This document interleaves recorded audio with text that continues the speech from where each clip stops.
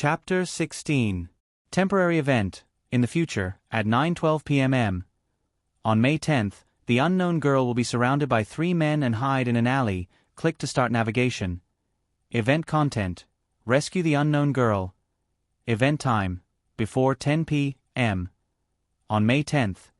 Event restriction. Players must rely on themselves for this event.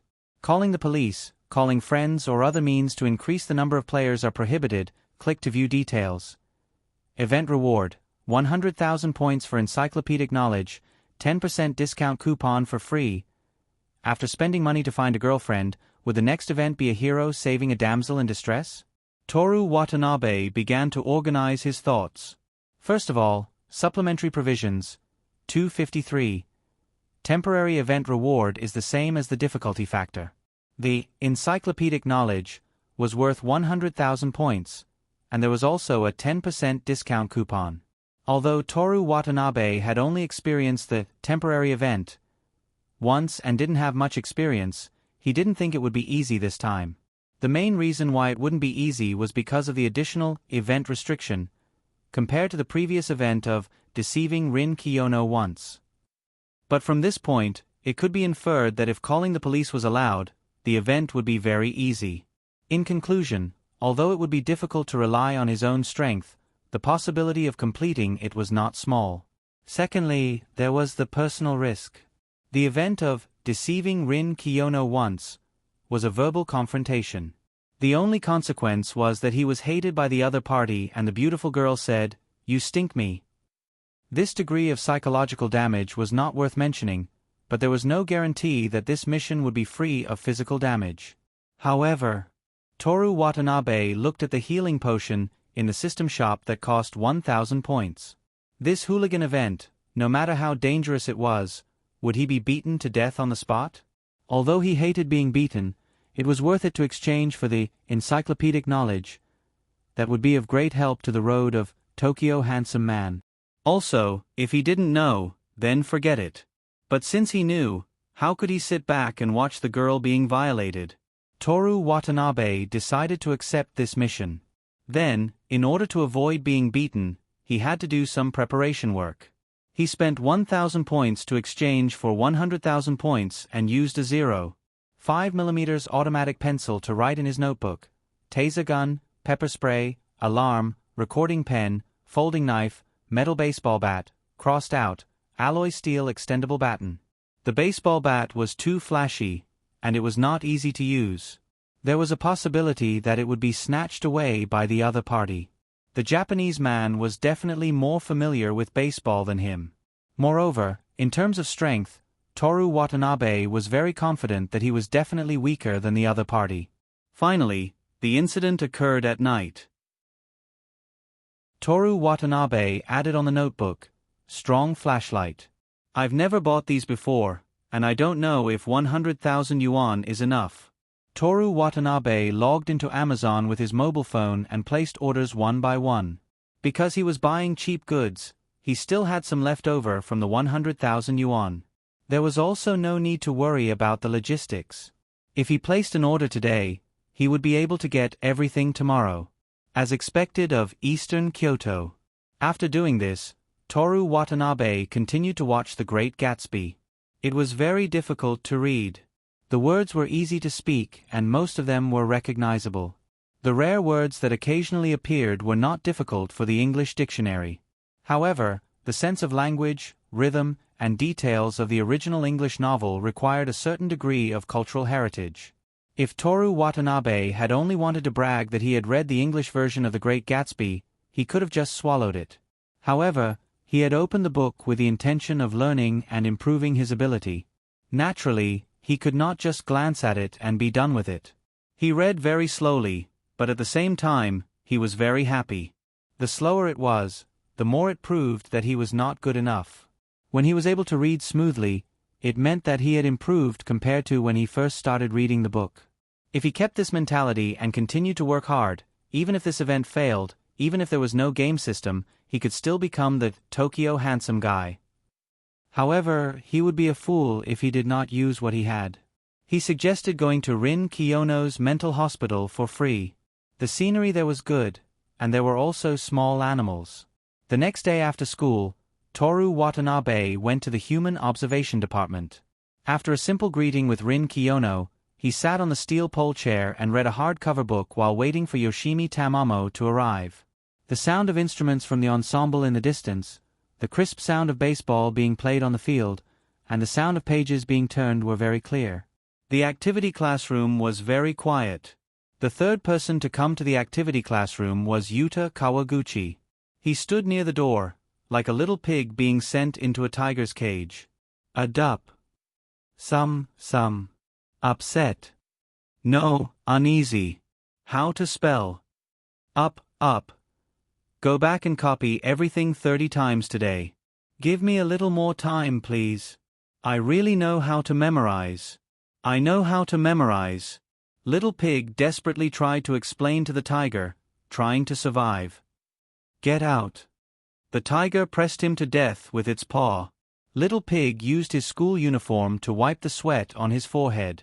When he left this world, his back was very lonely. Toru Watanabe sympathized with him. However, he had been copying for 2 days, a total of 40 times. If he still did not know how to memorize, he could only say that he did not put in the effort. Of course, it was also possible that he was too nervous and his mind was blank. Facing a beautiful girl like Rin Kiyono, who would not be nervous for a normal young boy. However, this had nothing to do with him. Hello, Che. Yuta Kawaguchi had not left for more than 2 minutes. The activity classroom door had not even opened yet, but Yoshimi Tamamo's voice was already heard. Have you memorized yesterday's questions? Yes, hurry up and give me today's test paper. Toru Watanabe passed the test paper to her. Yoshimi Tamamo started to solve the questions seriously. She was like those students in university who got the scope of the exam. Each of them seemed to have taken advantage of it. Even if they had to stay up all night, they would still memorize the knowledge points. They did not feel that they were suffering at all. This was also the application of Lu Xun's theory of opening a window. Yoshimi Tamamo did not want to study seriously. The teacher wanted her to memorize all the knowledge. She was not willing. However, Toru Watanabe said that she only needed to memorize the part of the general exam. She happily accepted. While Yoshimi Tamamo was doing the test paper, Toru Watanabe and Rin Kiyono were reading in silence. At 5 o'clock, Toru Watanabe finished grading Yoshimi Tamamo's test paper. Why did I make so many mistakes today? She was dissatisfied. Because when school started, you studied seriously for a while. Later, you relaxed. Of course, you didn't remember the rest of the knowledge points. Toru Watanabe did not say this out loud. I'll teach you a way, he said. Way? What way? Yoshimi Tamamo tilted her head cutely. Write down the knowledge points you need to memorize today, the types of questions, and the steps to answer them on a sticky note. Don't look at it under normal circumstances. When you have dinner with your parents or when they ask you to run errands or do other things you don't want to do, take it out and look at it for a while. Also, I promise you that as long as you finish the test paper I gave you, not only will you pass the makeup exam, but you'll also get good grades. When that happens, your parents will think that you've been studying seriously. Not only will they not blame you for not helping out at home, but they might even give you more allowance. Yoshimi Tamamo's eyes sparkled under the contact lenses. I can get more allowance? Women who liked money were really naive. Of course. Toru Watanabe said affirmatively, but you have to get good grades. This way, not only will you get more allowance, but you can also let the teachers and students know that Tamamo classmate just doesn't work hard. If you're serious, you can get better grades than the top students in a week. This is very easy for Tamamo classmate because you have a deviation value of 74. I'll give you this. Toru Watanabe waved the test paper in his hand. The test paper. Yoshimi Tamamo excitedly answered. That's right. Toru Watanabe began to explain the test paper, and Yoshimi Tamamo took notes seriously. You don't have to take notes in such detail. This is equivalent to the exam answers. You only need to remember a small part of it and you can easily pass. Is that true? Can it really be that good? Of course. Toru Watanabe affirmed again, I had to take a new test paper with the teachers, and they didn't do as well as I did. Do you think what I said is accurate? Isn't it bad to just memorize the answers? Won't people say that I cheated if they found out? Yoshimi Tamamo was embarrassed. Toru Watanabe held back his laughter and corrected her. This is the test paper, how is this cheating? Yes, it's the test paper. Their lesson went smoothly. Yoshimi Tamamo originally wanted to continue to take notes seriously, but Toru Watanabe told her that full marks are too exaggerated, we should keep a low profile. So, she only took down what Toru Watanabe told her to. And these were the questions that Toru Watanabe really believed would be tested. After Yoshimi Tamamo left, Toru Watanabe put the hardcover book in his bag and prepared to leave the school. Don't you feel guilty about lying at all? Rin Kiyono suddenly asked. I'm sorry to disappoint you. Not only do I not feel guilty, I don't even think that it's a lie. In my heart, only lies have negative consequences. What I said to Yoshimi Tamamo just now, I think of it as encouragement. I see. Rin Kiyono looked at the book in her hand and didn't say a word. Toru Watanabe looked at her for a while, and after confirming that the conversation was over, he turned around and prepared to leave. Toru Watanabe, you're hopeless. Kiyono-san, you're the one who's sick. He closed the classroom door. Chapter 17. From that day onwards, Rin Kiyono's attitude suddenly became cold. Apart from greeting each other, they didn't say anything else. Toru Watanabe learned his lesson and reflected on himself first. Apart from Rin Kiyono himself, there was no one in this world who wouldn't lie. Moreover, he didn't cause any negative consequences, so he wasn't wrong.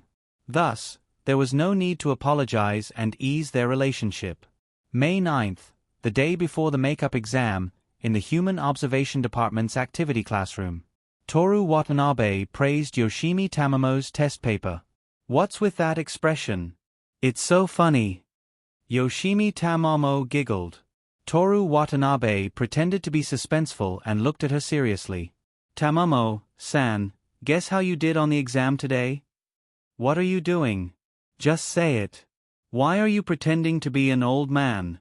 Yoshimi Tamamo said casually, but her eyes were glancing at the test paper.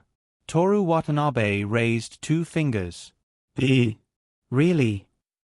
Yoshimi Tamamo didn't care about the loud chatter around her, which made Rin Kiyono frown. Wrong. Toru Watanabe said, too. Tamamo Tomomi was still doubtful. Are you serious? You didn't deliberately change the wrong to right so that I can take the exam with confidence, right? Tamamo-san, I was born in a small village in Iwate Prefecture. The bus only goes there once every 2 hours. There are no shopping centers, no convenience stores, not even vending machines. The people in the village never drink coffee. The elevators only exist in the TV, and the cell phone signal is dependent on luck. It takes me a full 6 hours to travel 500 kilometers from home to Tokyo just to study. Therefore, I would never lie about my results. Yoshimi Tamamo stared blankly at Toru Watanabe for a while. There's actually such a poor place? Toru Watanabe handed the test paper to her. Tamamo, don't you think this test paper looks familiar? Yoshimi Tamamo nodded. I've seen many similar questions on the test papers. It went very smoothly. These are the English and history papers for the monthly test. Yoshimi Tamamo looked at him in disbelief. Toru Watanabe said solemnly, Tamamo, the makeup exam is a piece of cake for you. What's the side dish? In short, it's very easy. I guarantee that I'll get at least B. Really? Really? But I've taken the monthly test. That doesn't mean anything, does it? You don't remember at all, do you? That's equivalent to a new test paper. But there are a lot of questions on it that are exactly the same as the ones on the test paper. There are even original questions in history. Of course. Toru Watanabe laughed. I made the test papers according to the preferences of the teacher who made the test papers. The more repetitive you feel, the more you'll be able to do in the makeup exam. The two of them looked at each other. Yoshimi Tamamo blinked her beautiful double eyelids. Toru Watanabe noticed something sparkling at the corner of her eyes. He didn't know what it was. He guessed that it might be eyeshadow. Me, she pointed at herself. Is there no problem at all? No. You have to be careful. If you get all the answers right, the teacher will suspect that you're cheating. Then what should I do? Toru Watanabe raised his right hand like in class and said loudly, Teacher, please give me another test paper. Test paper, another one? Yoshimi Tamamo was stunned for a moment. Then, she laughed until tears came out. So interesting. Ahaha. After a long time, she wiped her tears with a very cute posture. Toru, if I get 2 A's, I'll treat you to a meal. It's my treat. Toru Watanabe pretended to be deep in thought. Is there a budget limit? Less than 1,000 yuan. Ah, looks like I can have a good meal. I'll have to check it out. I'll give you the answer later. Yoshimi Tamamo felt that it was funny. It's only 1,000 yuan. What good food can you eat? How poor are you? Don't tell me you're always eating supermarket lunchboxes? Then why did you spend 150? But are you so sure that I can get 2 A's? Toru Watanabe shrugged. I'm very confident in myself. Good luck tomorrow. He really suspected that the other party, at some point in time, had already leaked the information about the deal. After Yoshimi Tamamo went back, Aona Koizumi came to the activity classroom and asked about the two of them. She first asked Rin Kiyono, Is Kawasaki classmate okay? I've memorized everything I need to know. As long as I perform normally, I should be able to get a C or B. As expected of Kiyono classmate. Koizumi, sensei praised. What about Watanabe? How's Tamamo classmate? Performing normally, B or A. Koizumi, sensei was a little surprised. Can you get an A? Kanagawa High School gave grades according to the deviation value. 70 to 75 were A's. The highest deviation value was 75. For people at this level, their target universities were usually Tokyo University, Keio University, Kyoto University, Shangji University, Zaobai University, and other first-class universities. They could also enter popular majors like medicine. Yoshimi Tamamo's monthly test results for mathematics and history were F, with a deviation value between 30 and 45. The lowest deviation value was 25. In just 5 days, she could increase her deviation value by 40. Even if the content was very little, it was still very shocking. If I'm strong enough, I might be able to get a double A. Koizumi, sensei was puzzled. Toru Watanabe explained, I made a prediction for her and also cast a short period of mental magic. But don't worry, sensei, I also remembered the important points. Prediction? Mental magic? Toru Watanabe subconsciously waited for Rin Kiyono to expose him. However, that cold, confident, and mocking voice didn't sound. Only the rustling of pages could be heard. He said, It's too troublesome to explain. In short, sensei, I've completed the task you gave me. Can I leave early starting next week? If I don't go to work, the manager will fire me. I'll have to trouble you this week. Work is fine, but take care of your body. Don't stay up late. You live alone, and remember to eat well for breakfast and dinner. Aona Koizumi warned. Koizumi, sensei, you will definitely become an excellent wife and mother in the future. How can you talk to sensei like that? Aona Koizumi picked up the hardcover book in front of Toru Watanabe and patted it on his head. It hurts, sensei. Stop acting. Aona Koizumi laughed. Be careful on your way back. I'm leaving now. On the 10th of May, The makeup exam was in the morning. After the first class in the afternoon, the students who took the makeup exam would be called by the teacher one by one to inform them of the results. After the last class, Toru Watanabe received a message from Yoshimi Tamamo. Koko, yes. Koko, AA. Toru Watanabe. Congratulations. Koko, what do you want to eat? Increase the budget to 2,000. Toru Watanabe. That much? Then I'll have to think about it for a long time. Koko. Decide by Saturday. I'll treat you on Sunday. Toru Watanabe. Okay. Since it was Friday, Toru Watanabe went to the activity classroom after school. What's up today? He asked. Tell me about Yoshimi Tamamo's results and reaction. Rin Kiyono's tone was cold. AA, reaction. She must be very excited, and probably proud. Yes. After a period of silence, Toru Watanabe said, I'll return the book to you as soon as I'm done. Rin Kiyono nodded. Then I'll go back first. Close the door. Toru Watanabe pushed the steel chair under the table and prepared to leave. Just then, Aona Koizumi opened the door and walked in.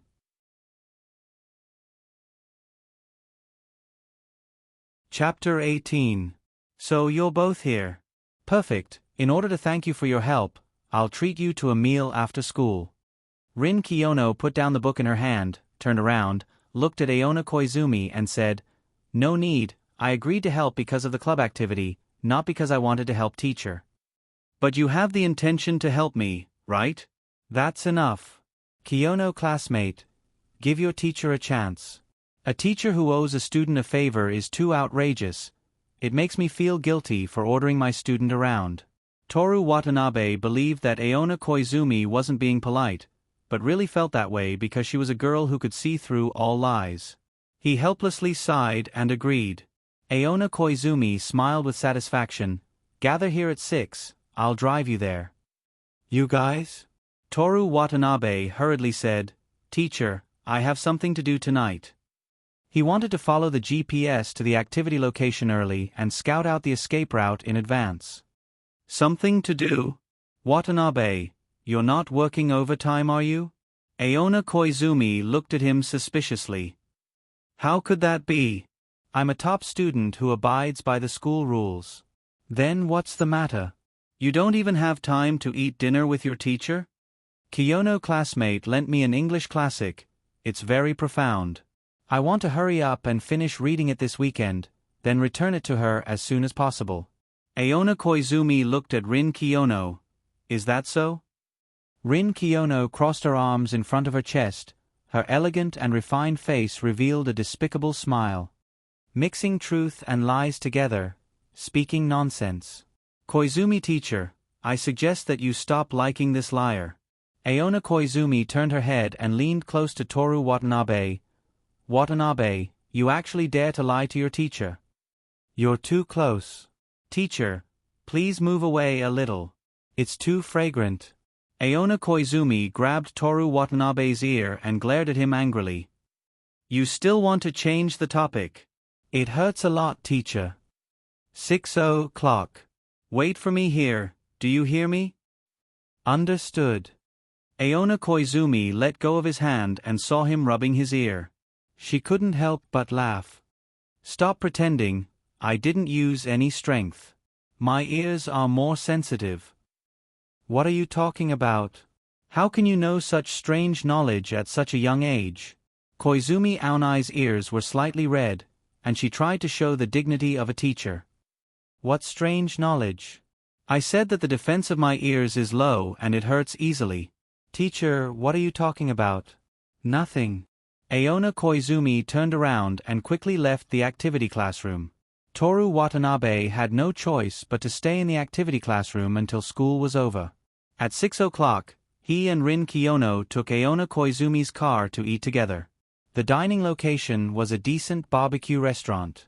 Because Aona Koizumi had already made a reservation in advance, the three of them didn't have to line up even during peak hours. I only spent 5 days, no, to be exact, 3 days, and I got 2 as And I only learn for a short while every day. Super country bumpkin. There are actually people living in that kind of place. There's not even a coffee shop. What a joke. How poor is his family? I suspect that he can only afford to eat the supermarket's discounted lunchboxes. The three of them had just sat down in the private room when a familiar voice came from next door. Rin Kiyono looked coldly in the direction of the voice and then sneered mockingly.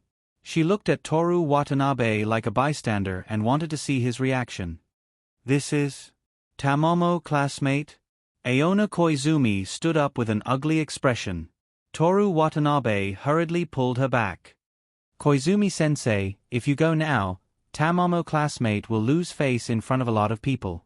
But, Toru Watanabe smiled and persuaded, Sensei, I don't care about this kind of thing at all, let them laugh, I won't take it to heart and it won't affect my studies. Besides, it's rare for Tamomo classmate to get too as, just let her be happy for a few days. At worst, you can ask her to answer more questions in class in the future as punishment. Aona Koizumi looked seriously at Toru Watanabe and saw that his smile was natural and not forced at all. She reached out her hand and rubbed Toru Watanabe's hair. Sensei is proud of you. Toru Watanabe was dissatisfied with having his hair rubbed by a beautiful sensei in her 20s. My hairstyle is going to be messed up. Ahaha, Aona Koizumi laughed proudly and sat down again. By the way, Watanabe, I've always wanted to ask you, did you do your hairstyle like this on purpose? Of course, it's very expensive. Toru Watanabe's hairstyle was very natural. It was hard to tell if it was done on purpose or if he didn't take care of it after waking up. Really? Watanabe, never lie. This sentence sounds like a lie as soon as you open your mouth. Toru Watanabe corrected, please call it a joke. Aona Koizumi nodded, it's quite interesting. Toru Watanabe hadn't eaten barbecued meat for a while, so he ate it a bit rough. No, it should be called bold, which sounded better. Aona Koizumi also ate a bit, only Rin Kiyono ate the leaves like a rabbit. No, it should be compared to a vegetable worm, which sounded a bit ugly. What are you looking at? Seino Rin noticed his gaze and put down the knife and fork with the salad in it. Nothing. You're angry, aren't you? You obviously care so much about Yoshimi Tamamo, working so hard to help her prepare the test papers, and trying so hard to improve her self-confidence. No, I'm not angry at all. Everything I do has nothing to do with Tamamo-san, it doesn't matter how she thinks of me. I'm helping her because of Koizumi-sensei. Watanabe. Koizumi-sensei didn't know what to say. Rin Kiyono's mocking expression disappeared, and she seriously looked at Toru Watanabe for a while, then she suddenly remembered to put the vegetable salad into her mouth. You're very observant, she said. Kiyono-san, can I ask you a question? I won't necessarily answer. That's your freedom. Toru Watanabe paused for a moment. With your personality and the way you speak, you don't have any friends, right? As soon as he said this, Aona Koizumi immediately shouted, Watanabe. Then she looked at Rin Kiyono with an apologetic gaze. Rin Kiyono put down the knife and fork for the second time. You're right, I really don't have any friends. How about it, are you satisfied? Kiyono-san. Aona Koizumi didn't know what to say, and her gaze became very motherly. Then she looked at Toru Watanabe with a reproachful gaze, and asked him to apologize. Toru Watanabe reflected on himself. He was indeed wrong, of course. It wasn't that he shouldn't have retaliated, but the way he retaliated. As a Tokyo handsome boy, using words to attack a girl was immature. What he should do was to get first place in the midterm exam.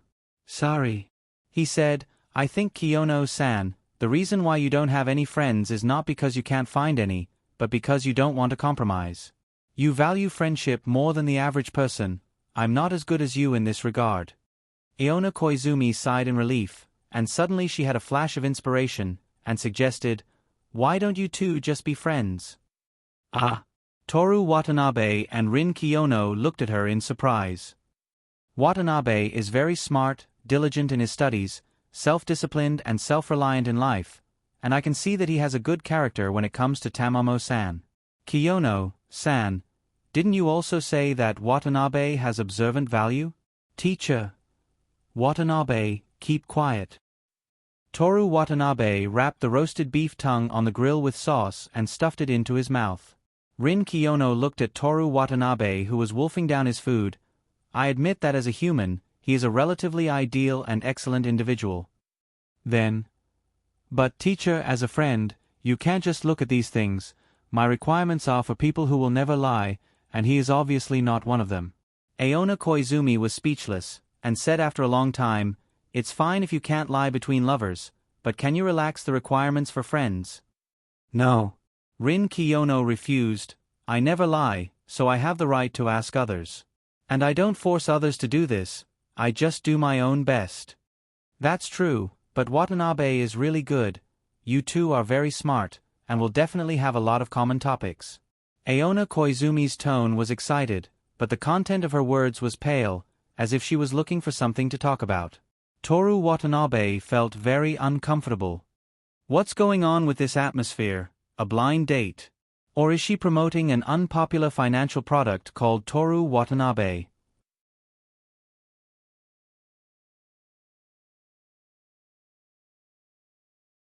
Chapter 19. Half an hour later, Toru Watanabe got off at Imperial Tea. He followed the GPS to the alley where the hooligan incident took place. After careful observation, he found that it was a standard dead end. It seemed that he could only take the girl away in advance or win by force. There was still an hour before the incident began.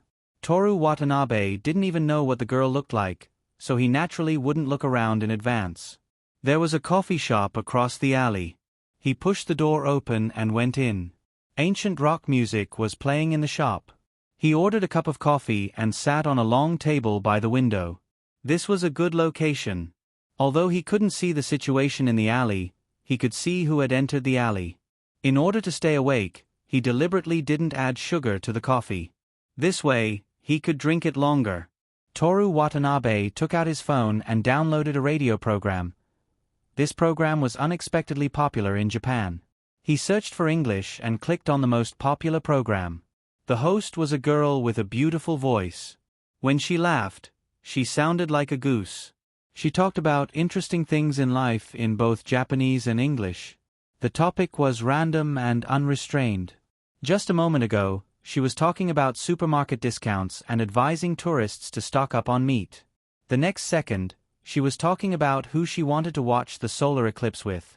Toru Watanabe listened carefully and continued to learn. Looking out the window at the Tokyo citizens enjoying the nightlife, he smiled. I'm working hard while drinking coffee. In the future, I'll be better than Lu Sun, right? After casting this mind magic on himself, Toru Watanabe was even more enthusiastic about learning.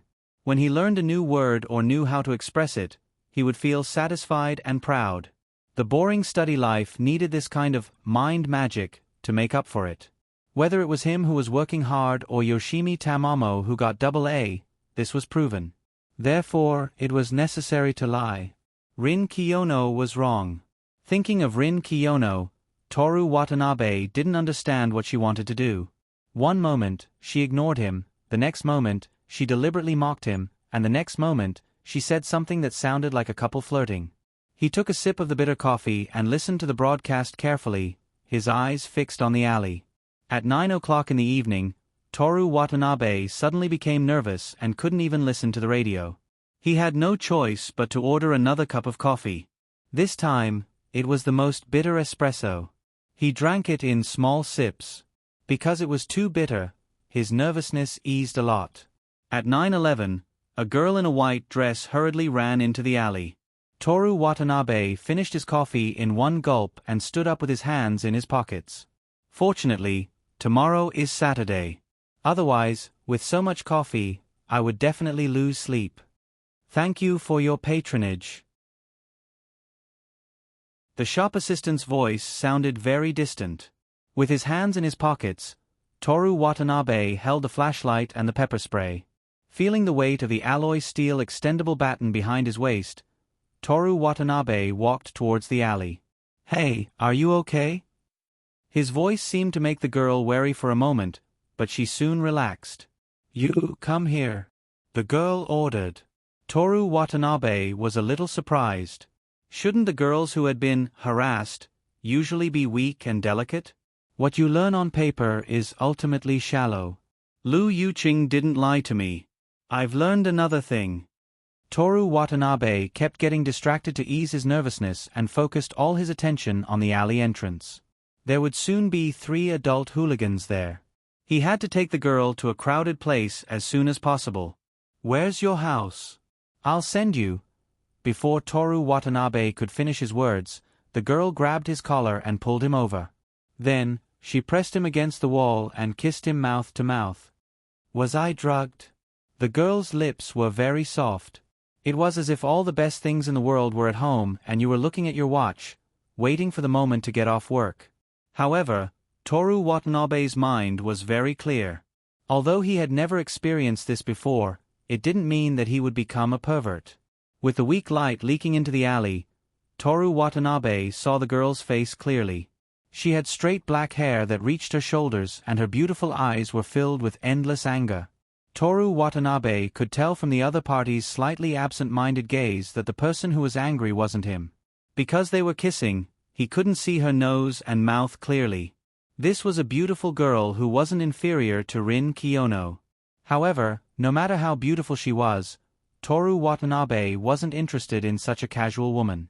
Moreover, now wasn't the time to do such things. He didn't use his hands. Instead, he twisted his body and pushed her away. "Are you drunk? I'll send you to the doctor." The girl kissed him again. Toru Watanabe released the pepper spray and put it on the stun gun. He was ready to knock the girl out and take her away. Compared to the 3 adult men who were coming later, the girl was much easier to deal with. Also, he had enough. The girl's lips made him feel disgusted. Who knows what her occupation was and what she did with her mouth just now. However, just as Toru Watanabe was about to act, footsteps came from the alley that he had been paying attention to. At the same time, the girl on top of him pressed closer. The two of them looked like a couple who were glued together. Toru Watanabe still let the girl kiss him. He also pretended to be addicted, but he changed the stun gun into pepper spray. He waited for the 3 hoodlums to come in. First, he attacked them from a distance and temporarily blinded them.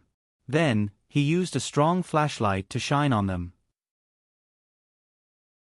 At the same time, he dragged the girl away.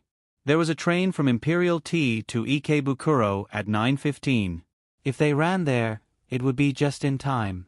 However, there were too many things that exceeded Toru Watanabe's plan tonight. The 3 adult men who appeared at the entrance of the alley were not hooligans dressed in fancy clothes. Although they were dressed no differently from ordinary people, their cold and determined expressions and physiques could easily be compared to ordinary people. No matter how one looked at them, they looked like thugs or bodyguards. It wasn't a hoodlum incident. Toru Watanabe reacted. The event didn't say anything about hoodlums. He was misled by his own preconceived notions. This was very likely a kidnapping incident. His life was in danger. What to do, what to do?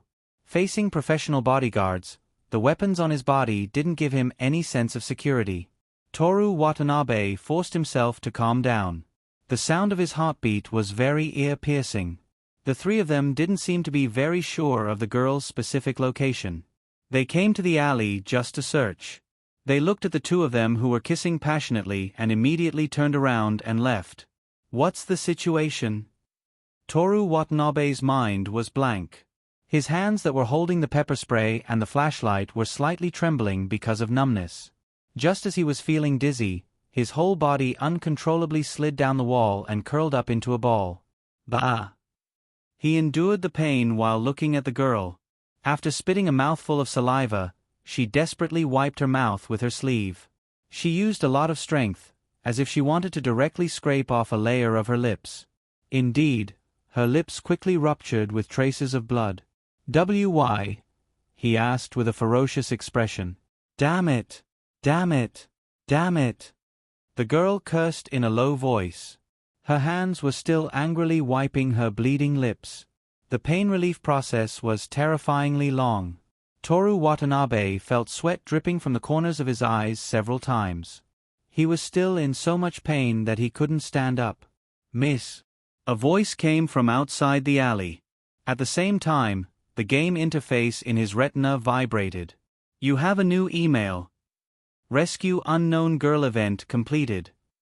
Reward has been issued."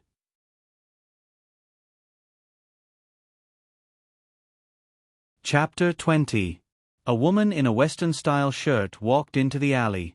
Her shirt was stained with blood. "Miss, I'm very sorry I'm late. Have you dealt with those people?" "Yes." The girl wiped her mouth again and finally let go of her bloody lips. "Do you still have the medicine?" The woman in the shirt was stunned, but she immediately came back to her senses. "There's still one more bottle. Give it to me." The girl took a syringe that looked like a pistol from the woman's hand and walked to Toru Watanabe's side, looking down at him. Seeing this, the woman stepped forward and locked Toru Watanabe's joints, lifting him to the right height so that the girl didn't have to bend over. "Why?" Toru Watanabe didn't understand. "I wanted to help you." At this time, the woman took out a stun gun, pepper spray, a flashlight, an alarm, a recording pen, a folding knife, and an alloy steel extendable baton from his body. The items were piled together. The girl kicked the pile of weapons with her shoe, feeling that Toru Watanabe's behavior was ridiculous. A smile finally appeared on her gloomy face. She suddenly said playfully, "It's because you want to help me that I'm giving you such an easy death. You should thank me properly." Die. Die. The girl was stunned for a moment, then she laughed happily. "I say, you don't think I'll use anesthetics, do you?" She looked at the syringe in her hand. "Have you heard of succinylcholine?" Without waiting for Toru Watanabe to speak, she continued to explain. "Once this drug enters the body, the person will quickly be paralyzed. In clinical medicine, patients will be injected with this drug before undergoing surgery.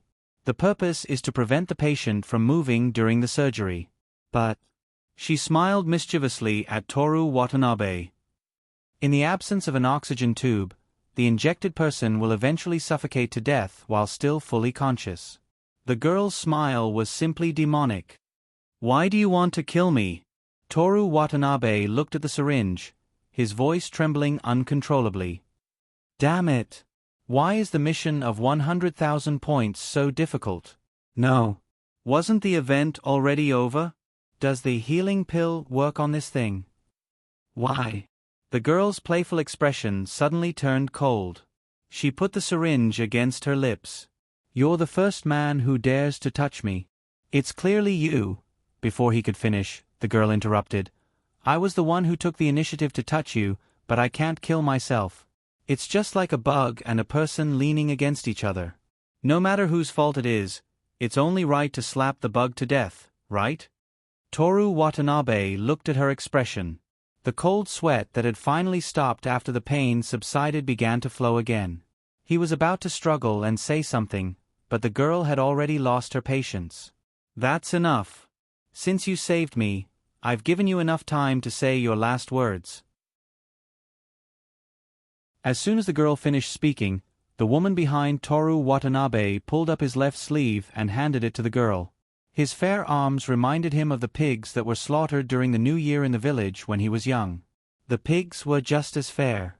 His father and other men in the village pressed them against an abandoned door, waiting to be slaughtered.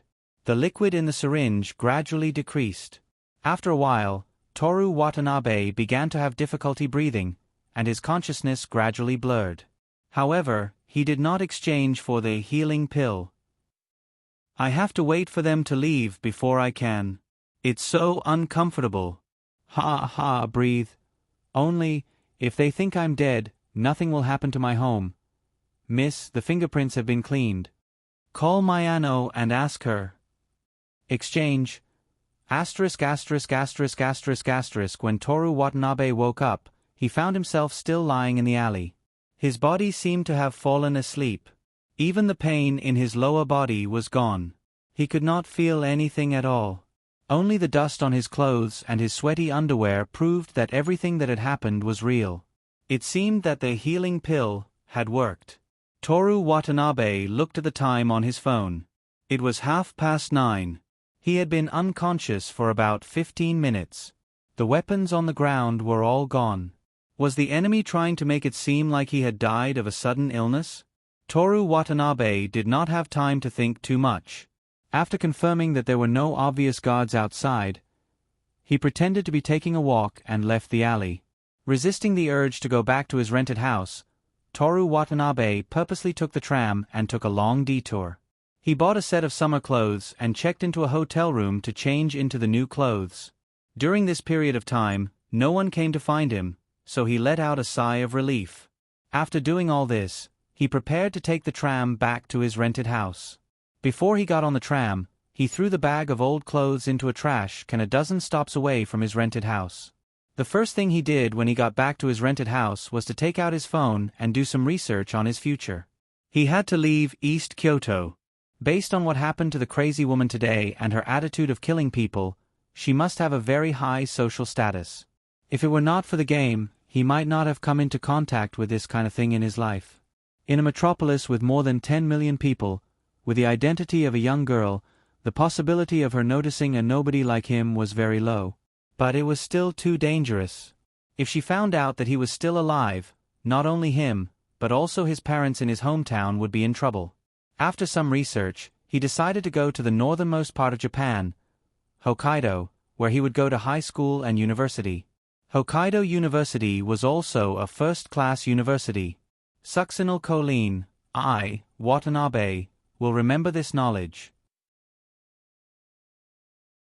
Although Hokkaido University was famous for its veterinary medicine, its medical department was not bad either. He had to carefully study succinyl choline and let that crazy woman have a good taste of it.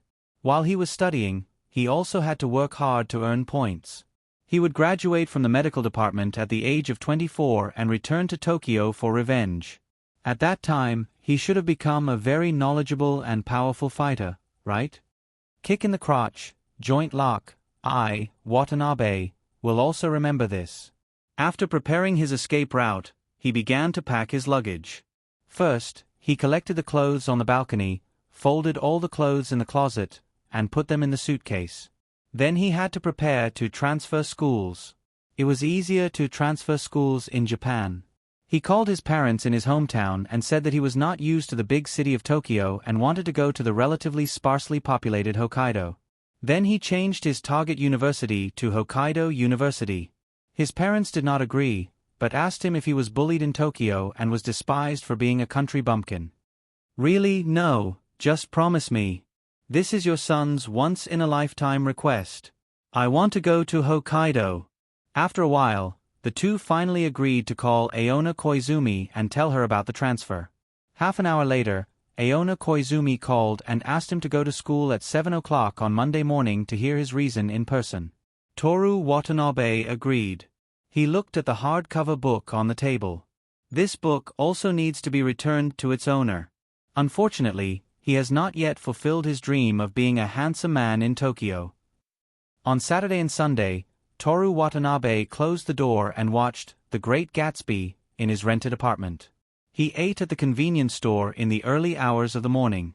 He refused Osamu Kanai and Keisuke Saito's invitation to go out and play. He also called the supermarket where he worked and resigned. Yoshimi Tamamo sent him a few messages about treating him to dinner, but he ignored them all. He hoped that she had good, professional integrity and could be his girlfriend for a month. On Monday, he put on the Kanagawa High School's Western-style uniform for the last time and left early. He made an appointment with Aona Koizumi to meet at the teacher's office at 7 o'clock. Toru Watanabe arrived at the school gate at 6 o'clock. At this time, there was no one at Kanagawa High School. Usually, the earliest students would arrive at school at 7 o'clock. There was only a black car. He saw it parked in front of the school gate from afar. When he got closer, he felt a sense of luxury. Even Toru Watanabe, who didn't know about car brands, was sure that the car was expensive. But what he wanted the most was a bumper car. When school just started, he wandered around Tokyo alone.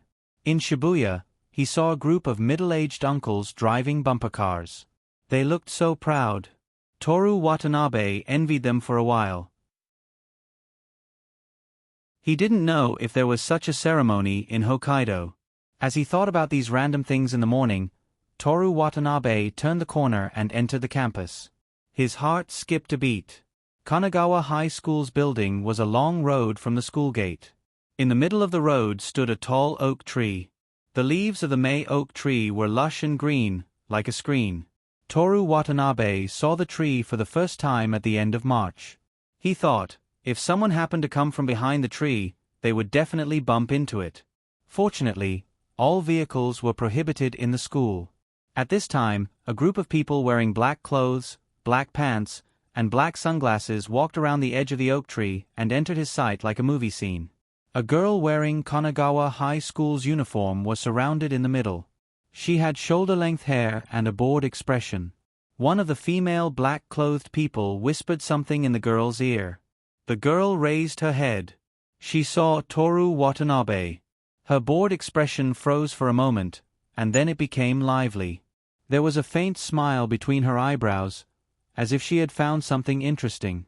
The group bypassed Toru Watanabe and went straight. Toru Watanabe wanted to pretend that nothing had happened and continue to walk to the destination, the teacher's office, but he couldn't help but turn back. The back door of the luxury car was open, and a black-clothed person was waiting by the door. In the luxurious back seat, the girl crossed her slender legs and looked at her fingernails in boredom. "She's telling me to get in." Toru Watanabe understood this scene. "Watanabe, you have to stay calm, so that you can think of a way to prevent her from hurting your parents back home." Toru Watanabe took a deep breath, tried to pretend to be calm, and slowly walked over. The back seat of the car was very spacious, divided into two opposite rows. The girl sat alone in the middle of the last row, and the woman who locked his joints sat opposite her. He got in and sat next to the woman, also facing the girl. The door was gently closed, and the car began to move, slowly leaving Kanagawa High School.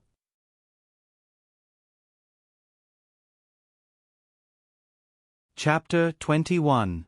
The car was completely isolated from the outside world, and the noisy sirens on the side of the road were gone. Toru Watanabe slightly moved the bag with the Great Gatsby in it, and the sound was shockingly loud. Wasn't it awkward when your stomach growled or you farted? Toru Watanabe felt that he hadn't adjusted from his dissociative state in the morning. He was clearly in a crisis, but he was still thinking about something that he could study later. "Take it off." "What?" Toru Watanabe came back to his senses. The girl's feet in black stockings were in front of his nose, and she looked at him mockingly. Toru Watanabe leaned back. "If you have something to say, just say it."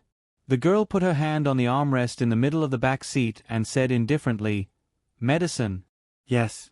The woman took out a small box from a hidden compartment and opened it, revealing the medicine before the injection. Toru Watanabe quickly admitted defeat. Wait. I'll take it off. The girl sneered. "It seems that the medicine to save you can't be used casually." Toru Watanabe was silent as he stared at the girl's feet in front of him. He slowly reached out and hooked his fingers into the edge of the stockings. He glanced at the woman in black, who was indifferent to the scene in front of her. As expected of a big family subordinate, she was experienced and knowledgeable, or she could only see what she could see. Toru Watanabe tried not to touch the other party's skin and took off the stockings. The girl's feet, which were moderately fat and thin and could be seen as jade, were exposed to Toru Watanabe's eyes. Her feet weren't big, but they were perfectly proportioned, so her toes were slender and cute, and her toenails were trimmed just right. Before he could see clearly, the 2 feet were placed on his left shoulder, one on top of the other. "If you're so slow next time and make my legs sore, I'll punish you with a resurrection performance," the girl said with a joking smile, but the curve of her mouth was very cold. Toru Watanabe took a deep breath, then remembered that less than 5 centimeters away from him, there was a foot that had just taken off her stockings, and he quickly stopped. The carriage fell into silence. The girl closed her eyes and seemed to have fallen asleep. Toru Watanabe suddenly thought that with the girl's charm, she would definitely meet the requirements of the game's strategy. He could use the detector, to obtain some information about her. This would reduce the number of revivals to 1, but if he didn't think of a way to deal with this woman, no matter how many healing potions he had, he would still be at her mercy. Exchange detector. His remaining 2,000 points were instantly halved. Toru Watanabe's gaze moved up from the bottom of his feet, stopping at the girl's pleated skirt for 2 seconds. It was actually black. Then, he saw her full chest, and finally, his gaze landed on her beautiful sleeping face. Character: Miki Kujo. Age: 15. Intelligence: 8. Charm: 9. Stamina: 5. Intel. In charge of the Kujo family's billions of assets. Absolute egoism. Does not care about human lives. No relationship record. Can be conquered. Egoism? Don't care about human life? He spent 1,000 points, wasted a life-saving, healing potion, and a chance to use the detector, in exchange for even more bad information. Toru Watanabe only had 1,000 points left, and he could only revive once. Then, what should he do with the stocking that was lying in his palm, smooth to the touch, and still had the girl's warmth? Throw it on the seat? On the floor? Return it to her? Which choice would prevent him from being forced to perform a revival? Toru Watanabe didn't know the correct choice. In the end, until the car stopped, he kept holding the stocking in his hand, and his body was obediently used as a stepping stool. Miki Kujo opened her eyes. As she retracted her foot, she covered her mouth with her hand and yawned lazily. The car door opened, and the girl got out first, followed by Toru Watanabe. He looked around and saw that he was in the open-air parking lot of a hospital. Looking at the top of the hospital, the words, Shun Tien University Affiliated Hospital, were hung above. The girl's mocking laughter came from behind him. You like my stocking that much? I'll give it to you. Toru Watanabe looked down and saw that the stocking was tightly held by him, and the rest of the stocking was naturally hanging down. He didn't know what to say. Don't like it? Or like it? It was another fatal choice. Miki Kujo got out of the car and walked into the building surrounded by her subordinates. If it's broken or missing, I'll put a stocking on your head. I also want to know how many layers it takes to suffocate someone. Toru Watanabe folded the stocking and put it in his bag, separated from The Great Gatsby by 1 layer. Arriving at the hospital, Toru Watanabe thought that there was something wrong with Miki Kujo's body, but he was taken for various examinations. Half an hour later, he took off his medical gown, changed back into his own clothes, and was taken to a large conference room. The conference room was empty except for Miki Kujo, the female bodyguard, and an elderly doctor in a white coat. Of the 3, only Miki Kujo was sitting in a large chair. She was reading Toru Watanabe's medical report. Succinylcholine is a substance that exists in large quantities in the human body and can be rapidly metabolized. Experimental methods are unable to detect it, but the lower body did not detect any recent injuries. The doctor folded his hands in front of him and said respectfully. Miki Kujo's slender fingers put down the medical report, tapped the table, and said to Toru Watanabe expressionlessly, "Tell me your secret." "I really don't know what happened," Toru Watanabe replied. "I'll give you one last chance. I want to hear an answer that satisfies me. I really don't know what happened." Mayano. Miki Kujo lost her patience. "Yes," Dr. Mayano replied. "Inject him with succinylcholine." "Yes." Toru Watanabe's voice trembled. "I really don't know anything. Maybe there's something wrong with the medicine you used last time." Miki Kujo closed her eyes. The female bodyguard walked over. Before Toru Watanabe could see her movements, he was already subdued and gagged. Toru Watanabe regretted it. Master-level kickboxing. If I had it, I would be able to get out of this predicament. Just as he thought of this, Toru Watanabe felt lost. Even if he subdued them and killed Miki Kujo, with his ability, how could he protect his parents in his hometown from the revenge of a billionaire family? His consciousness gradually blurred, and the familiar feeling of suffocation came. **********. Miss, he's awake. Unbelievable. This is unbelievable. Miss Kujo, please hand this person over to me. Toru Watanabe opened his eyes. He was still in the spacious conference room. The doctor looked at him with a fanatical expression, like a child who saw a toy and could not wait to play with it. That gaze was terrifying. The woman stood there quietly and returned to her original position, as if she did not rush over to subdue him. Miki Kujo crossed her slender legs, crossed her arms, and tapped her fingers on her arms, thinking about something. Toru Watanabe opened, panel. Character, Toru Watanabe, age, 15, intelligence, 7, charm, 8, stamina, 3, items. 50% discount charm coupon *1, 10% discount encyclopedic knowledge coupon *1, detector *1, 2/3. Skills, none. Points, 0. Money, 105,652 yuan. His accumulated points were reduced to 0, and he was reduced to a test subject. The remaining, detector, could still be used twice. Confirmed candidates, Seino Rin, Miki Kujio. He was in a desperate situation.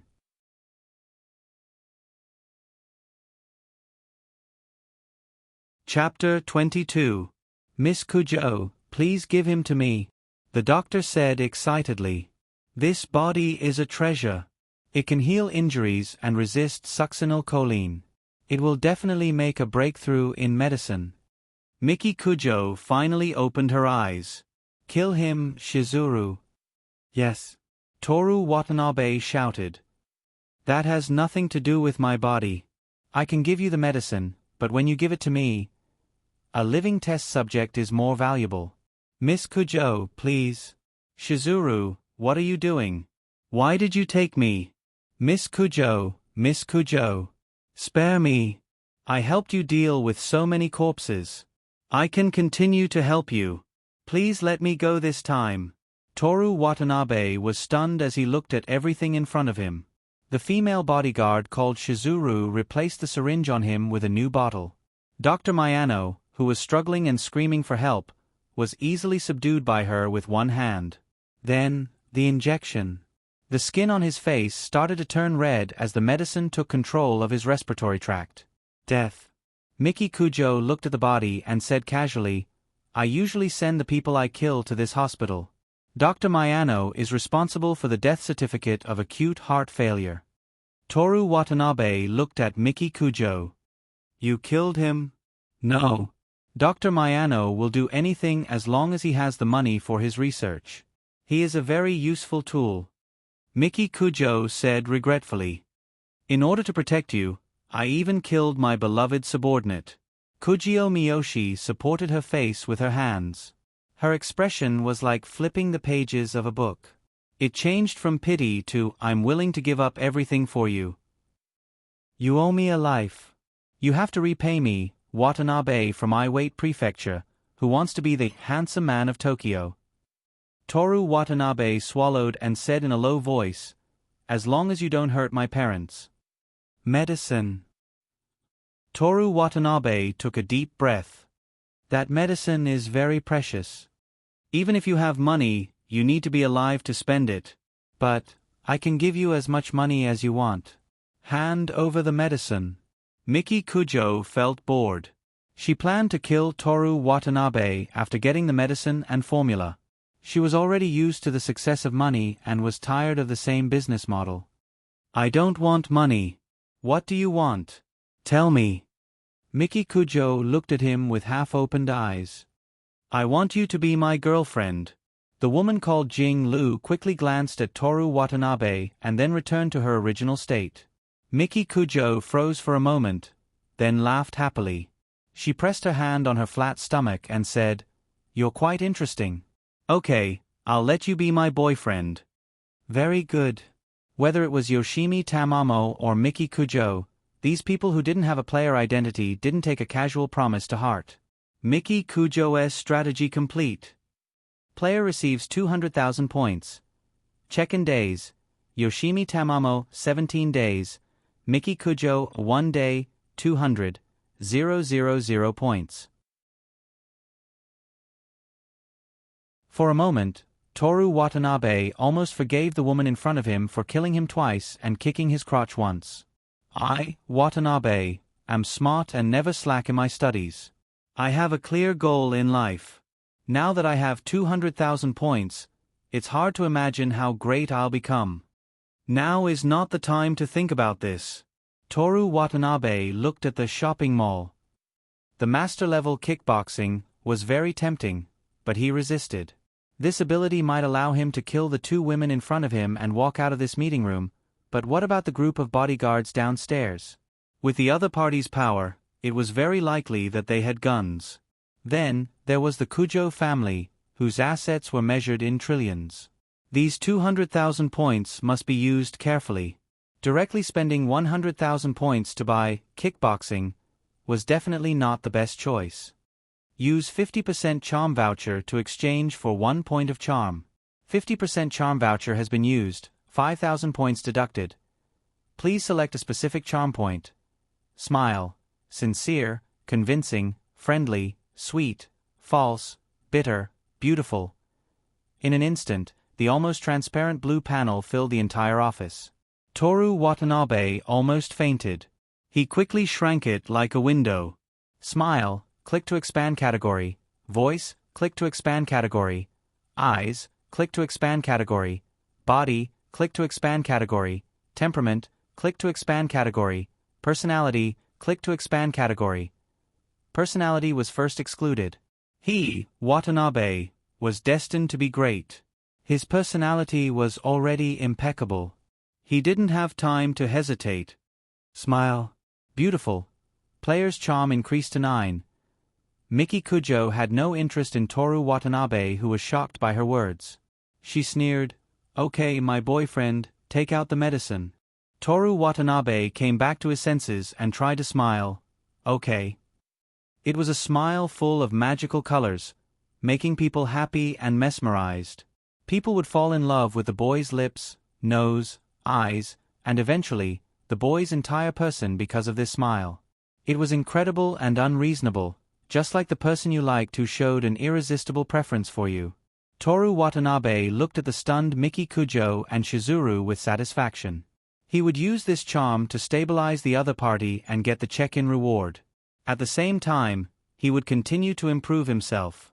The Kujo family was just... I'll just kill you. Miki Kujo's tone was cold and her expression was terrifying. What? What went wrong? She was clearly mesmerized just now. Toru Watanabe began to sweat. Ha. This pitiful expression is indeed more pleasing to the eye. Watanabe, next time you dare to smile, I'll fix your mouth like that and let you laugh as much as you want. After saying that, Miki Kujo waved her hand impatiently. Hurry up and take out the medicine. Toru Watanabe picked up the bag on the conference table. It had been searched, but as he expected, Miki Kujo's stockings were still in the way. He deliberately folded them with a special method. With Miki Kujo's resistance to others touching her body, the men in charge of searching the bag didn't dare to touch the stockings. He took out the stockings and pretended to put his hand in. Putting his hand into a girl's newly worn stockings in front of her would be a very embarrassing and exciting thing in normal times, but now Toru Watanabe was only worried about what would happen next. Miki Kujo maintained the posture of holding her head with one hand. You actually hid it in here. It seems that you didn't really like my stockings just now. How should I punish you? Chop off one of your toes. The motionless Jing Lu unknowingly had a sharp dagger in her hand and walked towards Toru Watanabe. I like it. I really like it. Really? I like stockings the most. Especially yours. I believe you. Miki Kujo smiled beautifully. Put it in your mouth. What? Toru Watanabe suspected that he had heard wrong. Seems like you don't like it enough. Jing Lu was still 1 meter away from Toru Watanabe, and Toru Watanabe could clearly see the HP bar on the dagger. Although a man should know when to yield and when to stand tall, it was obviously not the time to yield. Kill these two people, call my parents immediately, and tell them to leave the village. Exchange master level. Ahaha, look at you, Half of your face is white. You're quite cute. Miki Kujo laughed and waved her hand, and Jing-Lu put away the dagger and returned to her side. Toru Watanabe breathed a sigh of relief. If possible, he would try not to spend his precious points on kickboxing, which could only be used for fighting, even if he really wanted this ability. If he wanted to take revenge on this woman, he must have the ability to deal with the entire Kujo family. Kickboxing was not bad, but it wasn't the most important. He originally wanted to rely on charm to make her fall in love with him, but he failed. Maybe his charm wasn't enough, or she didn't like, smile, seductive. If only he knew what kind of men she didn't dislike. Damn it! Useless detector. What was the use of it except to know if she could be conquered or not? Exchange healing medicine. This was the first time Toru Watanabe materialized an item, and he used it directly the first 2 times. When he took his hand out of the stocking, he saw the real appearance of the healing medicine. It was a very small white pill, not much different from the oral tablets sold in pharmacies. Toru Watanabe handed it to Miki Kujo. I took one in advance, and this is the last one I have. Miki Kujo didn't take it, and asked directly, what is its specific use? It can quickly heal most injuries, but I don't know the specifics. I just found out about the antidote for succinylcholine. How fast is it? Toru Watanabe hesitated. Immediately. Immediately? Miki Kujo narrowed her eyes. Do you know what you're talking about? You can experiment with it, but this is the last one I have. The production of this medicine is very low, only 1 pill a month. What about the formula? You're my girlfriend, so it's no problem to give you the medicine. If you want the formula, you'll have to date for at least a year. Miki Kujo closed her eyes sleepily. Jing-Lu, ask for me. Toru Watanabe didn't even have time to react this time, and the dagger had already stabbed into his shoulder. Intense pain and blood surged up together. Ah! A scream sounded in the empty conference room. The pain was far less than when he was kicked in the crotch on the night of the 10th, but because the pain wasn't enough, Toru Watanabe screamed instead. Last time, he was in so much pain that he almost couldn't control his body. This time, it seemed that he was bleeding a lot. The dagger was stabbed deep, but it wasn't to the extent that he couldn't bear it. As soon as the screams faded, Shizuru stabbed Toru Watanabe's other shoulder, followed by his hands and feet. 6 holes with blood spurting out were arranged symmetrically. Toru Watanabe lay in a pool of blood and moaned weakly. I can't be impulsive. I can't be reckless. The points are hard to come by. I have to endure. I have to use them when it's needed. There was a lot of blood, and it was very painful, but Toru Watanabe's mind was very clear. It wasn't that his willpower was strong, but that the other party was doing it on purpose. After enduring such pain, I've improved again. Toru Watanabe tried his best to think and distract himself. He didn't know how to relieve the pain in this situation, so he could only use the stupid method when he couldn't run anymore. So stubborn. It's not fun at all. Boring. Miki Kujo opened her eyes. Give him the medicine. Let me see how immediate it is. Jing-Lu picked up the blood-stained healing medicine on the ground and stuffed it into Toru Watanabe's mouth. Toru Watanabe's Adam's apple bobbed. As soon as the medicine slid down his esophagus, the wounds on his body healed at a speed visible to the naked eye. Jing-Lu looked at the scene in disbelief. Miss. Miki Kujo sat up straight. Her eyes were sharp. When all of Toru Watanabe's wounds healed and his face became rosy again, she resumed her posture of supporting her head with her left hand. She looked at Toru Watanabe. 1 year is too long. Next month, I want to see the medicine and the formula. No problem.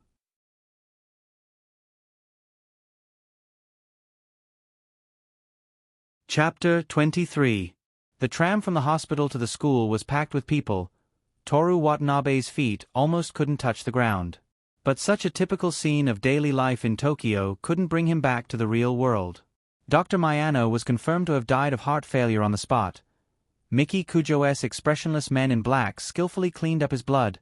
For a moment, Toru Watanabe, who was swaying along with the tram, felt dizzy. Where am I now? Where am I going next? And what am I going to do after I get there? The tram arrived at the station, and he numbly followed the crowd out of the station. Standing on the ramp to Kanagawa High School, he finally came back to his senses when he saw students in school uniforms fooling around. Stepping into the school again, Toru Watanabe walked around the tall oak tree and arrived at the teacher's office. Aona Koizumi had been waiting for him for a long time. "Why are you so late?" she immediately asked when she saw Toru Watanabe. The two agreed to meet at 7 o'clock, when the school was empty and they could talk about business. It was already 8 o'clock, and the morning shift was about to start. "Sorry, sensei, I'm used to waking up at 7:30. Toru Watanabe said embarrassedly. "Really?" Aona Koizumi didn't believe him. "We'll talk about this later. What's with the transfer? Did someone bully you? Or are you having difficulties?" "Sensei." What's wrong?" Toru Watanabe's sudden increase in volume scared her, and the teachers sitting close to them also looked over. "I'm not going to Hokkaido." Aona Koizumi was confused. "Watanabe, what's going on? You can tell me anything, and I'll find a way to help you. I want to stay in Tokyo, for sensei. Also, I lied just now." "For me?" Aona Koizumi's fair oval face began to redden under the gazes of her colleagues.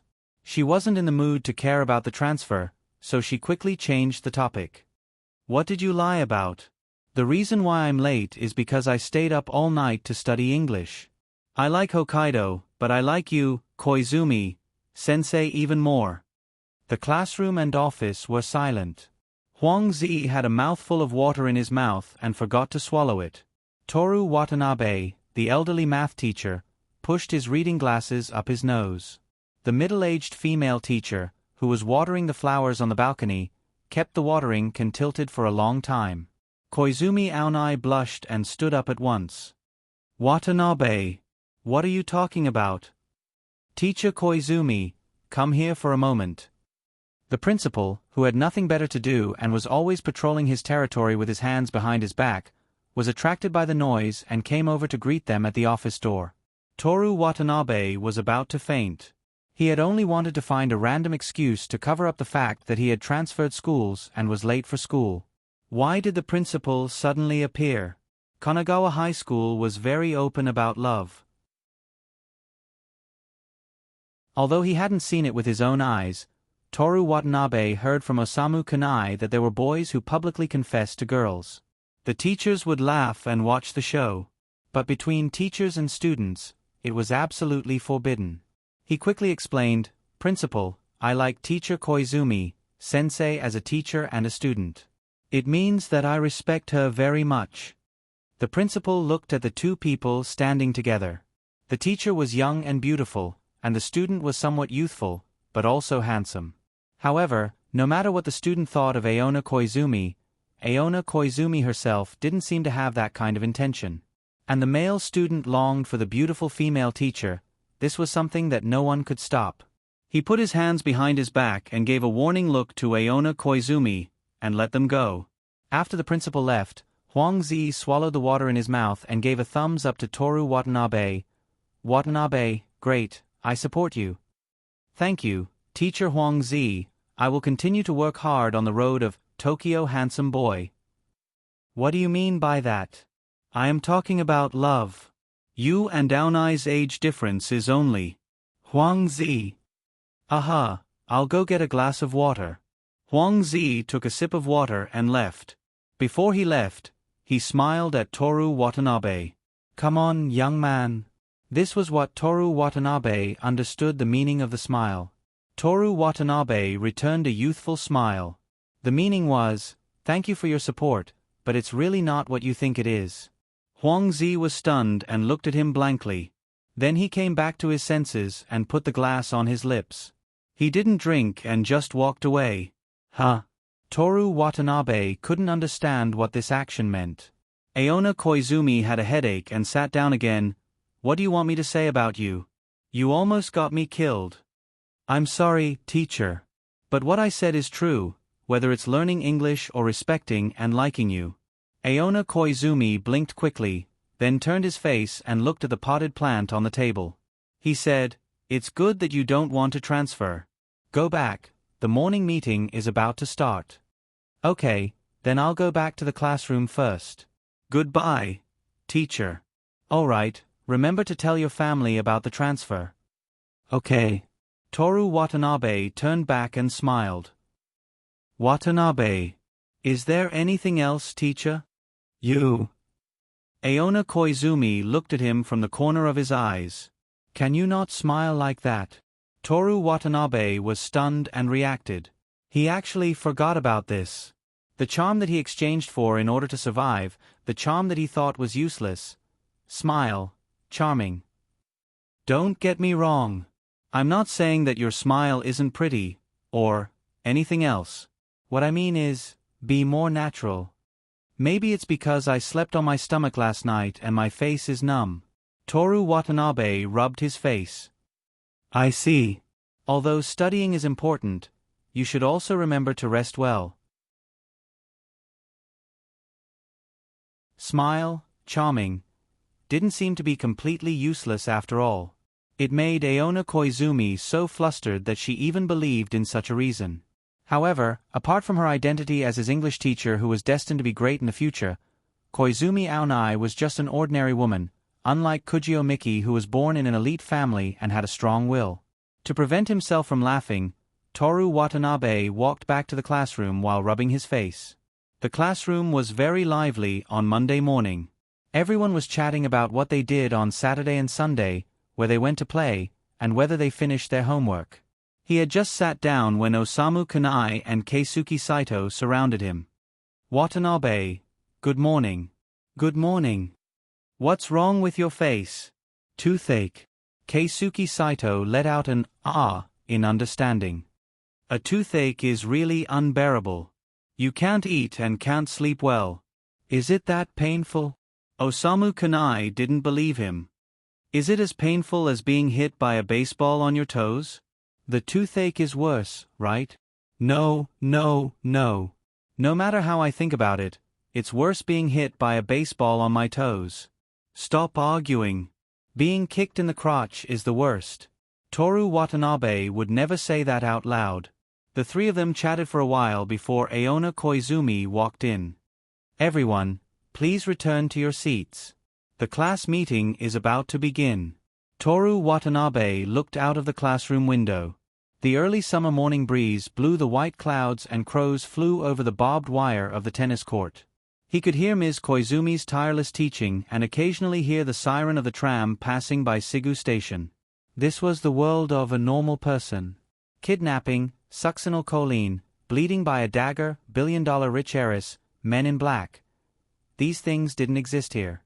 However, Miki Kujo left in a car and let him go back to school. Needless to say, the expression on her face was still lingering in his mind. Perhaps to Kujo's family, as long as they paid attention, locking a poor country boy in a cage was no different than locking him up in Eastern Kyoto or Japan. Using Encyclopedic Knowledge 10% discount coupon to exchange for Encyclopedic Knowledge. Encyclopedic Knowledge 10% discount coupon used. 10,000 points deducted. Player receives Encyclopedic Knowledge. He still had 184,000 points left. In June, there would be a new item that could be purchased, 5 new random skills, and a 1-month check-in reward from Tamamanomami and a 1-week check-in reward from Yujinomami. Very good. His chances of survival were great. Toru Watanabe took out The Great Gatsby from his bag. He finished the book in a hurry. Other than learning that, by perfecting yourself, you can make most things easier, and a bunch of English words, it didn't leave a deep impression. He flipped to a random page and looked out the window for a second. Insti the crimson room lumid with light. Tom and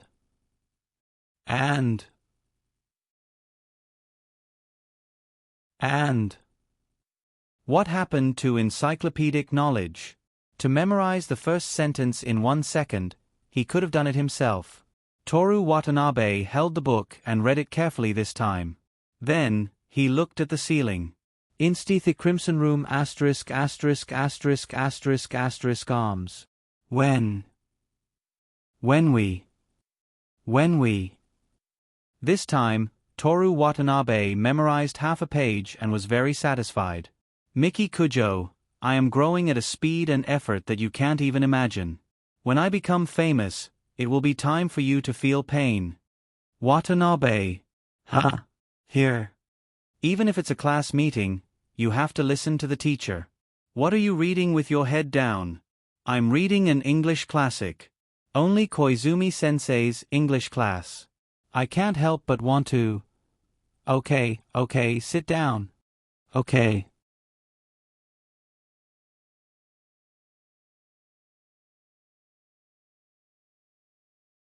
Chapter 24.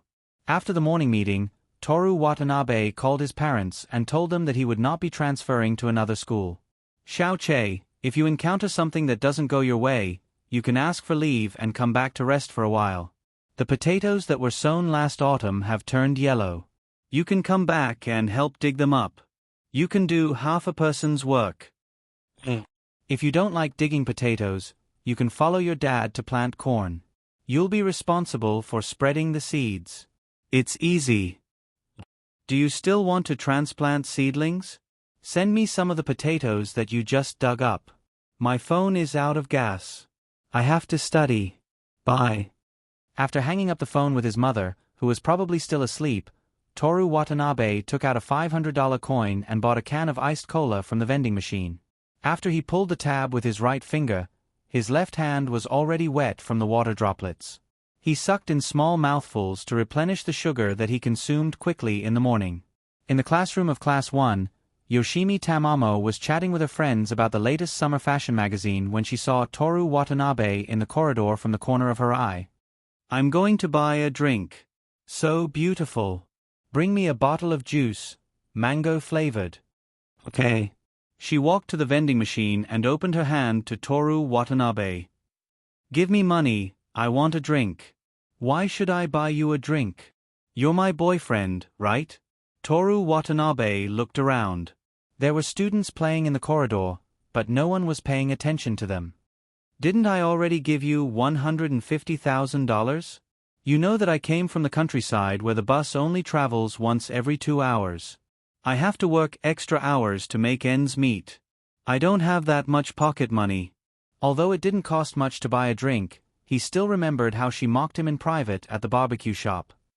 What kind of boyfriend doesn't reply to his girlfriend's line for 2 days? This is compensation.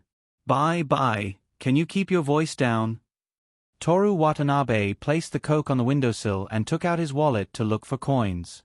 Yoshimi Tamamo leaned over and glanced at it. She quickly reached out and took a 1,000-yen note. I also want to treat my best friend. This is just right. Yoshimi Tamamo hummed a tune as she stuffed $1,000 into the vending machine. Toru Watanabe reluctantly put away his wallet.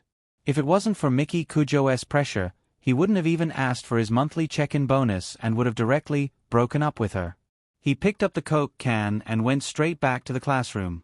Wasting time arguing with women over meaningless trifles is not something a Tokyo handsome man should do.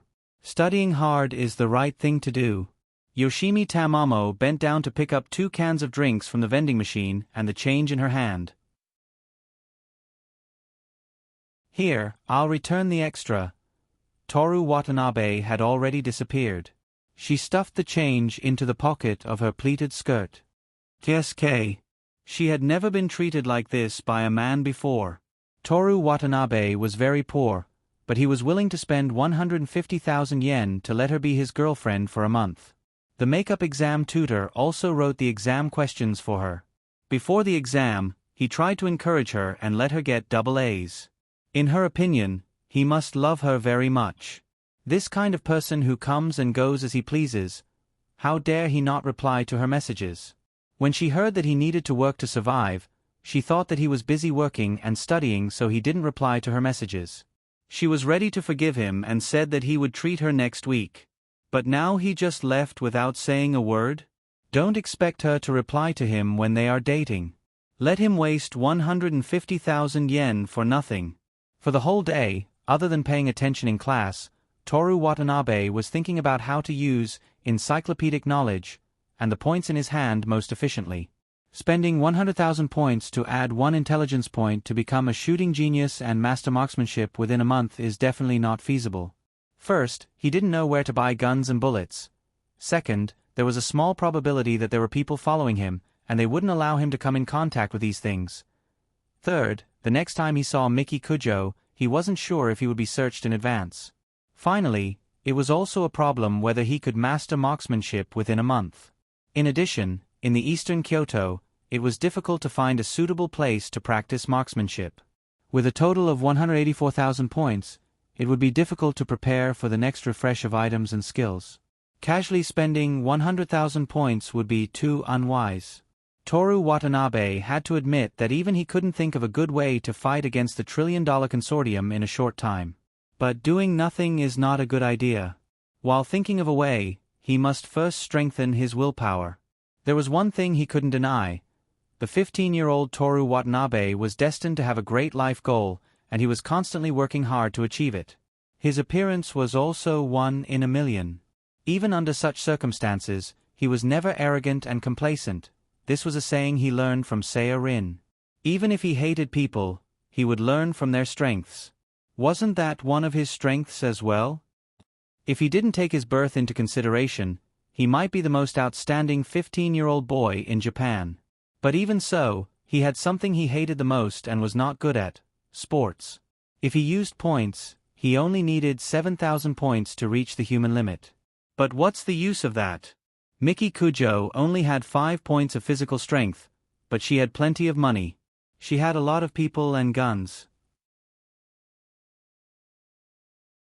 He could fight against 10 unarmed people, or even 50 people, but could he survive against 10 people with guns? It's very difficult. This is not a movie. No matter how hard a human works, they can't compete with guns. Toru Watanabe didn't want to waste his points on physical strength until he had enough points to not be afraid of guns. The reason why he chose sports was purely because he hated sports to the point that he didn't want to change even if he was laughed at. There was nothing better than doing something he hated and wasn't good at to train his willpower. After school, Toru Watanabe didn't go to the Human Observation Department. Instead, he took a 5-minute tram to the Shinjuku branch of Kii Kunoya. Weight loss and weight training, strength training plan, fitness without machines, aerobic and anaerobic, exercise methods of Japan's top 10 sexiest male celebrities, fitness exercises with millions of YouTube fans, and a calendar. After paying the bill at the cashier, Toru Watanabe went to a family restaurant to eat. He ordered today's recommended dish, steak set meal. After eating, he started to read. As he read, he drew the key points. Thanks to encyclopedic knowledge, he memorized almost everything he wanted to remember. The next step was to make a perfect fitness schedule on the calendar. The goal is not to lose weight, become more beautiful, or seduce beautiful girls, but to persevere in the things that I hate and am not good at. Miki Kujo, you can't imagine how much I hate you. Toru Watanabe finished the Coke in one gulp, packed his bag, and went home. On the way home, he bought a pair of dumbbells. That night, after hiding Miki Kujo's stockings, he listened to the English radio in his rented apartment while holding the dumbbells. The next day, which was Tuesday, was the middle of May. The weather was getting warmer and warmer. At this rate, it wouldn't be long before he could wear short sleeves outside. At the school gate, Toru Watanabe looked at the black car again. His face changed. He thought that Miki Kujo had changed her mind. A woman's mind was fickle, and it was hard to guess the mind of a powerful person. Miki Kujo, who was a combination of these two, made him even more afraid. Unlike last time when there was no one at the school gate at 7 o'clock, now it was close to 8 o'clock. Many students whispered to each other while looking at the car. The boys who knew about cars were even more amazed and proudly introduced the car to the people around them. The car door opened in front of everyone's eyes. A pair of slender legs appeared in front of everyone, followed by a yawning Miki Kujo. Just like her name, she was like a beautiful princess. She turned a blind eye to everyone's gaze, including Toru Watanabe's existence. She lazily walked into the school gate while her subordinates respectfully sent her off. The usually fierce PE teacher on duty at the gate also subconsciously bowed to her. "Hey, Watanabe, good morning." Keisuke Saito patted Toru Watanabe's shoulder to wake him up. "Well, good morning. Saito, you know." "Forget it, let's go." "Finish your sentence for me." "I hate people who only finish their sentences halfway." "You can hate me, I don't mind." "You bastard. Eat my hell's burial." "Don't run." Toru Watanabe was the first to run into the classroom, but he was also very tired. As soon as he sat down, he pulled off his tie to let himself breathe. He was obsessed with the game and participated in the game's temporary event. He had a connection with Miki Kujo, a world that didn't belong to ordinary people. But he didn't want others to be forced to participate because of him. Toru Watanabe was also afraid of death. He wanted to call the police, escape, and hide in the crowd. He didn't want to rely on his own strength to fight against Miki Kujo, who was high above and would kill without batting an eyelid. Of course, he was afraid, but he had a backbone. He never ran away from difficulties and responsibilities, and he would never drag others down with him. Tokyo Handsome Guy didn't do what he wanted to do, but what he should do.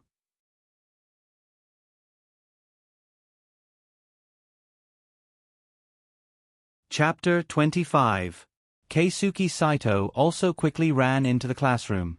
He threw his bag on the table, took out a book from his drawer, and fanned himself. "The weather is getting hotter and hotter. I'm already sweating after running a few steps. When can I change into the summer uniform?" he complained. June.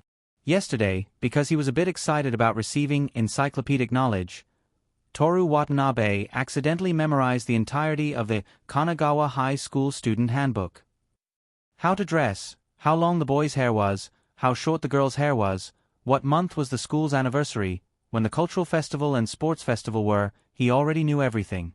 Because of this, he hated Rin Kiyono even more. To create a club, there must be at least 5 people, and there must be a clear consultant, name, department head, and activities. The activities must be in line with the school's spirit of creativity and vitality. One person, the Human Observation Department, using strength to provoke other clubs and observe their reactions, Toru Watanabe was so jealous that he was about to get plasmolysis. In addition, plasmolysis refers to the phenomenon of the protoplasm shrinking and separating from the cell wall when a well-developed vacuole is immersed in a hypertonic solution. It is a characteristic of the plant's living cells. Random knowledge points, perfect pass. He secretly nodded. Watanabe's memory is not bad, as expected of the amazing Watanabe. "Of course I know it's June." Keisuke Saito said, "What I mean is, why can't you change it earlier? May is also very hot." "A calm heart will naturally cool down." Toru Watanabe was very thin, so he quickly stopped feeling hot, so he tied his tie again to avoid being caught and deducted points by the disciplinary committee. After a while, Osamu Kanai, who had finished his morning exercise, walked into the classroom while drinking water. He grabbed the book in Keisuke Saito's hand and vigorously fanned his collar. "Don't you have your own book?" "Hot, don't want to move." The 3 of them chatted aimlessly as usual until the morning class meeting began. After class, Toru Watanabe used to play with the other 2. After all, he worked hard in class and worked hard at home. He didn't need to work hard during the short break. But from today onwards, he was going to study. "So hard-working. Do you still want me to live?" Gua Jingxiu exclaimed. "Like I said last time, as the Tokyo Handsome Guy, even if you can't get first place, you still have to improve. I've set a small goal for myself, which is to get second place in the mid-term exam." Keisuke Saito nodded in agreement. "Today is the 14th. The exam is in half a month. We have to start studying seriously." After that, he took out a math book from his school bag and pulled a chair to sit next to Toru Watanabe. "Watanabe, is there anything I don't know how to ask you?" "Of course." According to the Book of Rites, teaching and learning are mutually beneficial. I'm happy to help others solve their problems. Maybe it's a shortcoming that I haven't discovered yet. The Book of Rights? Teaching and learning are mutually beneficial? Osamu Kunai looked like he didn't know what he was talking about. Keisuke Saito chopped Osamu Kunai's neck like a knife from hell. You don't even know this? Why don't you hurry up and learn Mandarin? Oh, okay. Osamu Kunai went back to his seat to get his Mandarin exercise book. Saito Keisuke asked in a low voice, Watanabe, what do you mean by the Book of Rights and teaching? The three of them formed a study group and studied with each other at the back of the classroom. This wasn't a rare thing in Kanagawa High School. A few girls were reading books even during lunch. If you went to the third year's floor, almost all of them were like this. However, even in such a high school, Toru Watanabe was still able to get third place.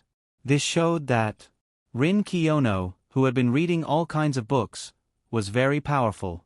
Toru Watanabe wanted to study, but every time he did a question, he would unconsciously think about how to deal with Miki Kujo. If he studied hard and took the exam, but didn't live to see the day the results were announced, Toru Watanabe might be so angry that he would become the school's earthbound spirit.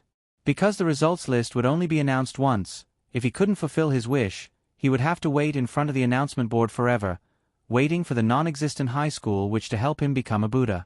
But it was too difficult. He could only rely on his own strength. How could he think of a solution so easily?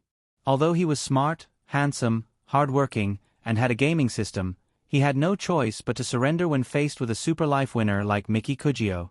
Headache. During the third class. I'm going to the bathroom. He wanted to relax and let his brain think differently. Keisuke Saito and Osamu Kunai were already in study mode, so they didn't follow him. When he passed by the third class, he saw Miki Kujo surrounded by people like a queen. After washing his face in the sink, Toru Watanabe looked at himself in the mirror and sighed. Don't you know the common sense of saving water? Ah, sorry. Toru Watanabe turned off the faucet that was still running water. When he turned around, he saw Rin Kiyono. It's you, he muttered. Rin Kiyono walked to the sink and began to wash his hands.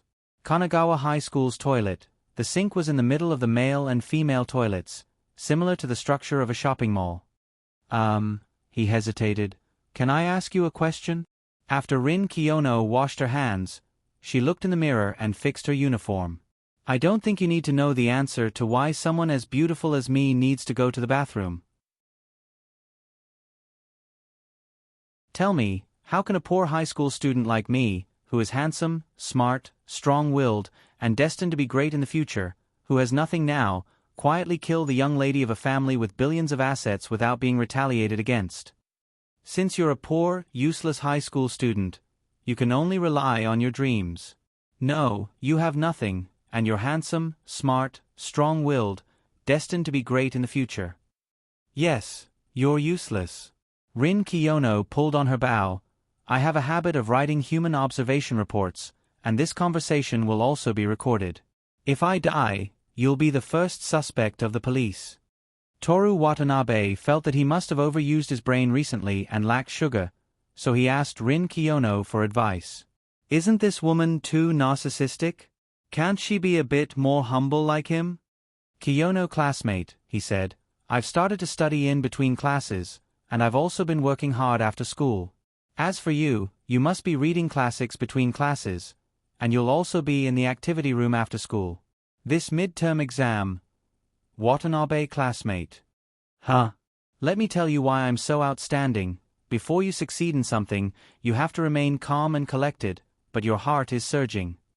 Toru Watanabe thought for a moment, and had to agree, I'm not as good as you in this aspect, but since you told me, then in this aspect, I'll also.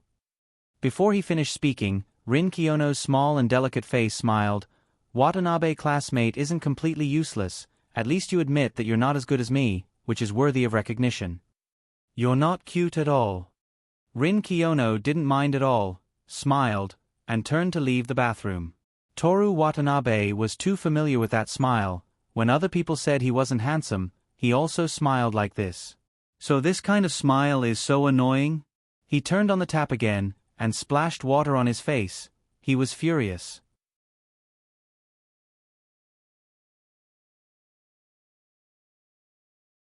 Chapter 26.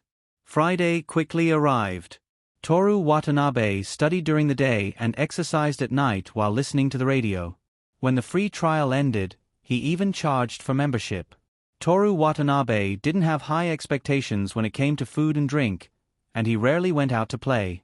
The money he saved was all used to buy books and study. When he was tired from studying, he had been thinking of ways to deal with Miki Kujo. At school, he tried his best to avoid bumping into her to prevent her from ruining his daily life. After school today, he went to the Human Observation Department. Walking in the overhead corridor, he heard the sound of the Wind Department practicing. After experiencing life and death, he had been studying and thinking about survival this week. It felt like the last time he heard it was a long time ago. But as always, he could recognize the sound of the oboe at a glance. In the activity classroom of the Human Observation Department, the beautiful girl Rin Kiyono, who had nothing but beauty and wisdom, seemed to have pressed the pause button. She was in the same posture as when he left last time. He took out The Great Gatsby from his bag. "I finished reading the book." "Here you are, thank you." "How was it?" "I learned a lot." "It's a good book. If possible, I hope that one day in the future I will be the one to translate it perfectly." "You're ambitious. This is only the beginning. Tokyo Handsome Guy is much greater than this." Rin Kiyono sighed softly as if she couldn't stand it. "What's up this week?" Toru Watanabe didn't care about the insult to his life's ideals. Before you succeed, you have to remain calm and full of excitement. He, Watanabe, was so excellent that he could understand any principle as soon as he heard it. Rin Kiyono closed the hardcover book in her hand. "Answer a few questions for me." "That's all? You don't need to trouble any clubs?" First question. Rin Kiyono ignored his teasing. "This week, do you want to come to the activity classroom?" Toru Watanabe was stunned. "Why would I come?" "To see me." "Not at all." Rin Kiyono rested her chin on her hand and pondered for a moment before continuing. "Second question, have you thought of me often this week?" "Why?" "Beautiful, cute, and smart." "Answer the question." "No." "Lies." Rin Kiyono revealed a satisfied smile. Toru Watanabe couldn't believe his ears. "Ah. Did I think of her often?" Thinking about it carefully, it seemed that there was such a thing. He treated her as a goal to catch up to. Whenever he was tired from studying, he would always think of the other party's smug and ugly expression after failure. However, these were all unintentional and unimportant matters. He didn't think of it as missing the other party. Third question, have you fallen for me? To be honest, Toru Watanabe was speechless.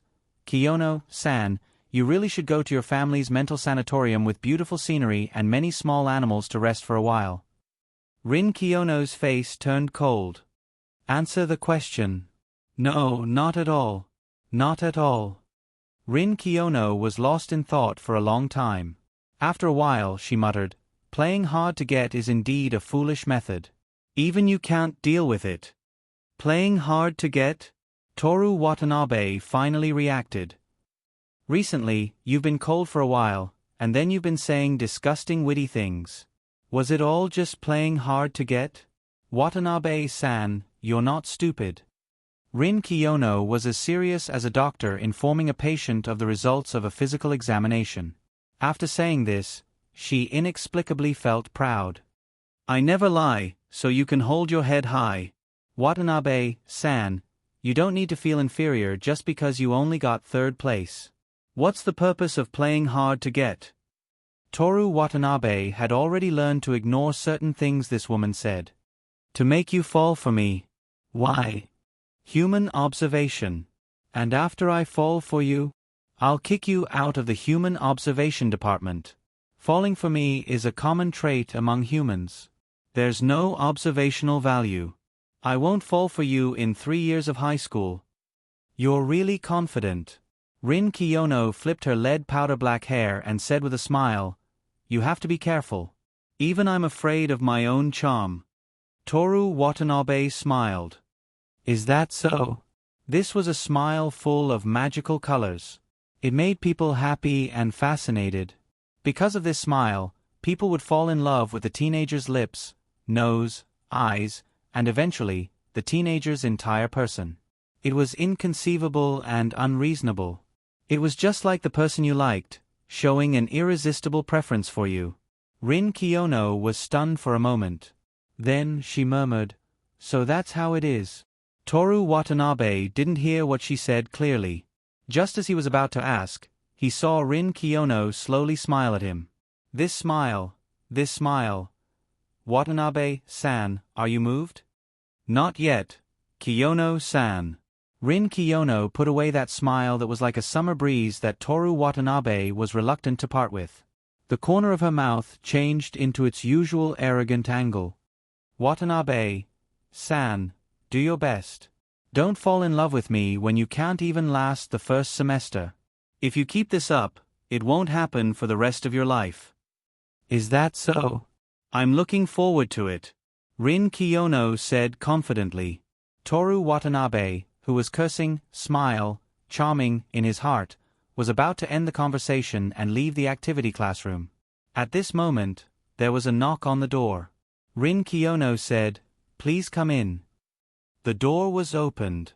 Aona Koizumi walked in. The person behind her made Toru Watanabe's expression turn ugly.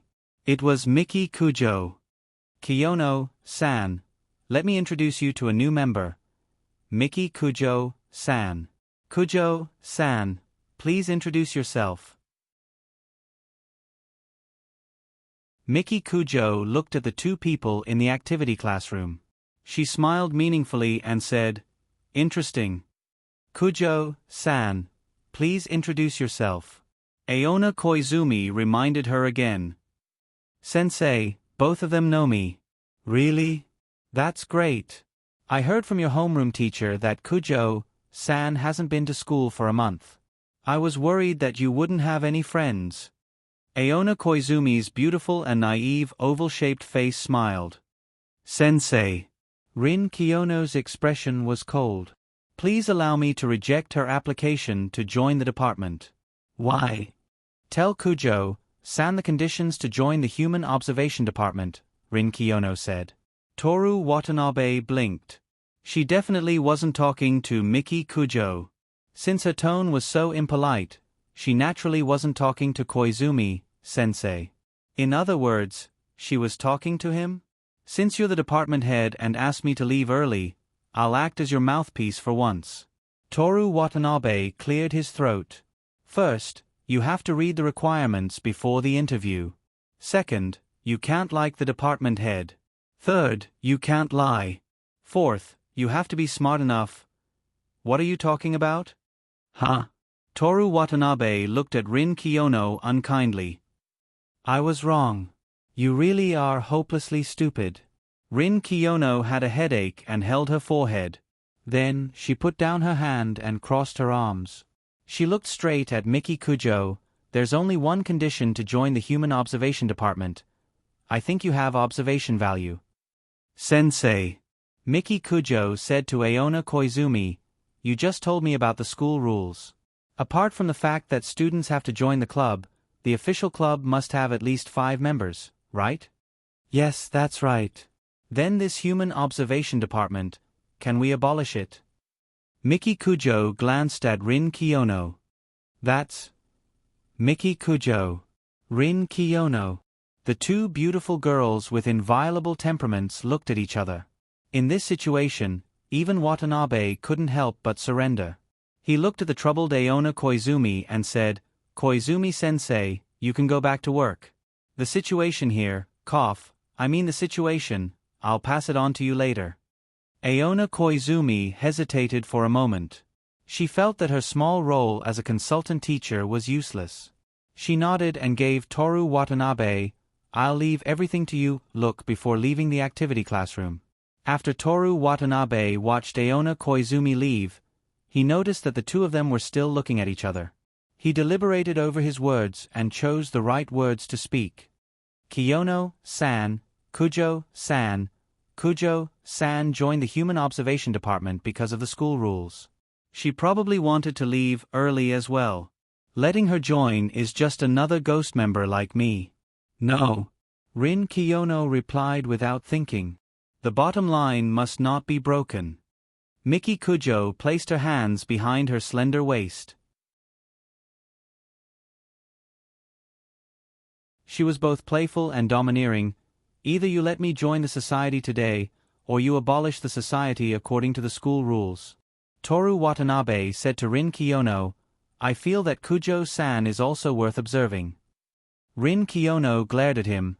Whether or not she's worth observing is up to me. If you have nothing else to do, you can go back. Toru Watanabe readily agreed and prepared to slip away. Close the window. The music section outside is too noisy. Miki Kujo ordered as she casually looked at the clutter in the activity classroom. Toru Watanabe took a deep breath and prepared to close the window.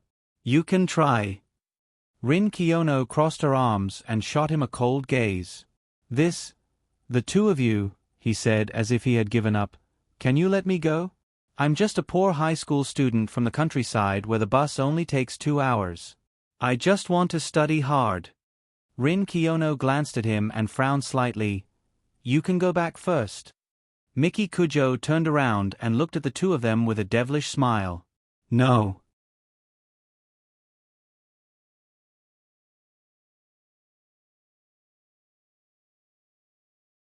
Chapter 27.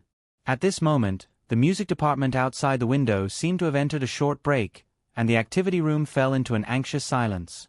Toru Watanabe loosened his tie, feeling a little stuffy. Continuing to argue will only waste time. Miki Kujo suggested with a devilish smile, how about this, democracy? There are 3 people here, and we will decide by voting. Democracy? Toru Watanabe almost laughed out loud. He didn't dare to vote against it. If possible, Toru Watanabe definitely didn't want Miki Kujo to join the Human Observation Department. But even if he voted against it, Miki Kujo would go back on her word and put pressure on the school to abolish the unruly Human Observation Department. Not only that, she would also cause trouble for him. Although it wouldn't be life-threatening, there was a high possibility that he would rather die. This was why Miki Kujo was so confident in proposing democracy. He couldn't just sit around and wait for his death. He had to think of a way to prevent Miki Kujo from joining the Human Observation Department without taking her anger out on him. I feel like, Toru Watanabe said, democracy is good, but for a genius girl like you, a poor high school student like me who has nothing to his name, getting the same right to vote, isn't that bad? What do you think? Rin Kiyono didn't know if she agreed with him, or if she felt that voting would be disadvantageous for her. Toru Watanabe looked back and forth between the two girls. This is a school matter, and you're both students. How about we use the results of the midterm exam in half a month to decide? Just in case, he added, you shouldn't be afraid of each other in this regard, right? Toru Watanabe's clumsy method of provocation was seen through by the two girls at the same time, but it didn't matter. Whether the method was clumsy or not had nothing to do with whether it was successful or not. Okay. Miki Kujo nodded. The strong go, and the weak follow orders. I like this way of using strength to speak. I have no objections. Rin Kiyono was as confident as ever. I have another condition. Miki Kujo pointed at Rin Kiyono with her slender right index finger. Apart from being able to enter the ministry, the position of the head of the ministry will also be decided based on the results. Rin Kiyono was absolutely confident that he wouldn't lose, so he agreed. Miki Kujo was about to leave, but before she left, she said, because of the school's rules, before the midterm exams, I'm temporarily part of the Human Observation Department? Forget it, he's a member of this club. She walked to the door. But it's only temporary, because I'll be a minister soon. It is indeed temporary. Rin Kiyono replied indifferently, then sat back down and picked up the hardcover book as if nothing had happened. 3 minutes after Miki Kujo left, Toru Watanabe left the Human Observation Department. He heaved a sigh of relief, At least before the mid-term exams, he wouldn't have to worry about Miki Kujo. He looked at the time. It was already 4:00. He was about to go to the teacher's office to tell Aona Koizumi about today's results, then go home to study and think of countermeasures. Miki Kujo was like a sharp knife. The tip of the knife was pressed against his back. He could only live by constantly moving forward. When he arrived at the teacher's office, he recounted what happened just now. "Thank you, Watanabe. It's great that I can solve this problem with my grades." Aona Koizumi sighed in relief. Huang Zi, who was eating snacks, asked jokingly, "Watanabe, between the two girls, which one do you like more?" "Ah. You see, Koizumi-san and Kujo-san are both very beautiful, right? They're smart, and their families are rich. No boy wouldn't like them, right?" "Yes, I'm one of them. Only an immature ape man would fall in love with them without any regard for his life." He, Toru Watanabe, was at the forefront of human evolution. He was smart, handsome, and never slacked off. He was destined to be amazing. How could he like them? "Don't be shy." Huang Zi walked over and bumped Toru Watanabe with his shoulder without any dignity of a teacher. "Could it be that you really like Aonai?" "Yes, I like Koizumi-sensei the most." "You too." Aona Koizumi looked at them with dissatisfaction. "Watanabe, you can like Koizumi-san, Kujo-san, or any other girl, but you must be loyal." "Don't worry, sensei. I've remembered the last rule of Tokyo handsome guys. Be prepared to be stabbed at any time." "You." Aona Koizumi knocked his head with her English textbook. Huang Zi gave him a thumbs up. "I support you, young man." Aona Koizumi and the others actually thought that he was acting out a youthful love story. They didn't know that this was a war about survival. Walking out of the classroom office, Toru Watanabe left the school building and prepared to go to the station. In the corridor between the buildings in the distance, some people were practicing music. In the playground, the track and field department occupied the track. The football department was fiercely competing for the football on the football field. The sound of baseball hitting metal resounded in the blue May sky. Toru Watanabe passed by these people. The Rose-Color High School was destined to have no fate with him. When he first came to Tokyo in April, in order to reduce the burden of his family, he worked while studying. When the game system came, life began to slowly improve, and the Rose-Color High School didn't seem to be parallel to him. Miki Kujo appeared like a demon and put him in a sealed glass jar. From then on, he and the world of normal people were forever separated by an invisible barrier. The noise in the playground gradually weakened, and when Toru Watanabe walked past the screen-like oak tree, the noise became even softer. A black car stopped in front of the school gate. The back door was slowly opening, and a pair of beautiful legs that he couldn't see the owner's face was faintly discernible. "Damn it!" Toru Watanabe tightened his grip on his bag and got into the back seat.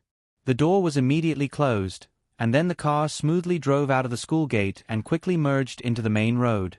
It was also at this moment that the statue-like Jing Lu suddenly punched Toru Watanabe in the stomach. "Ah!" Toru Watanabe's eyes were dizzy, and his muscles that had only been training for a week spasmed uncontrollably, and he crawled on the seat of the car. When his brain couldn't think and he was in so much pain that he wanted to kill someone, Miki Kujo's voice came. "You actually opposed me and made me wait for so long. It seems that the warning I gave you wasn't enough." Jing Lu gently moved her hand, and Toru Watanabe was flipped over like a pancake. She raised her hand and aimed at his stomach, ready to hit him again. "Wait, wait." Toru Watanabe tried to keep his brain awake in the pain. Miki Kujo looked down at him and didn't say anything, so Jing Lu's fist landed on his stomach. He curled up again like a shrimp thrown into a pan of oil. Toru Watanabe felt that if this continued, he wouldn't be able to control his tears and would flow out by himself. "You took so long to come out because you went to the teacher's office, you know. Also, I'm not opposing you." He relied on the intense pain and almost shouted, "Is that so?" Miki Kujo responded indifferently, but didn't let Jing Lu attack again.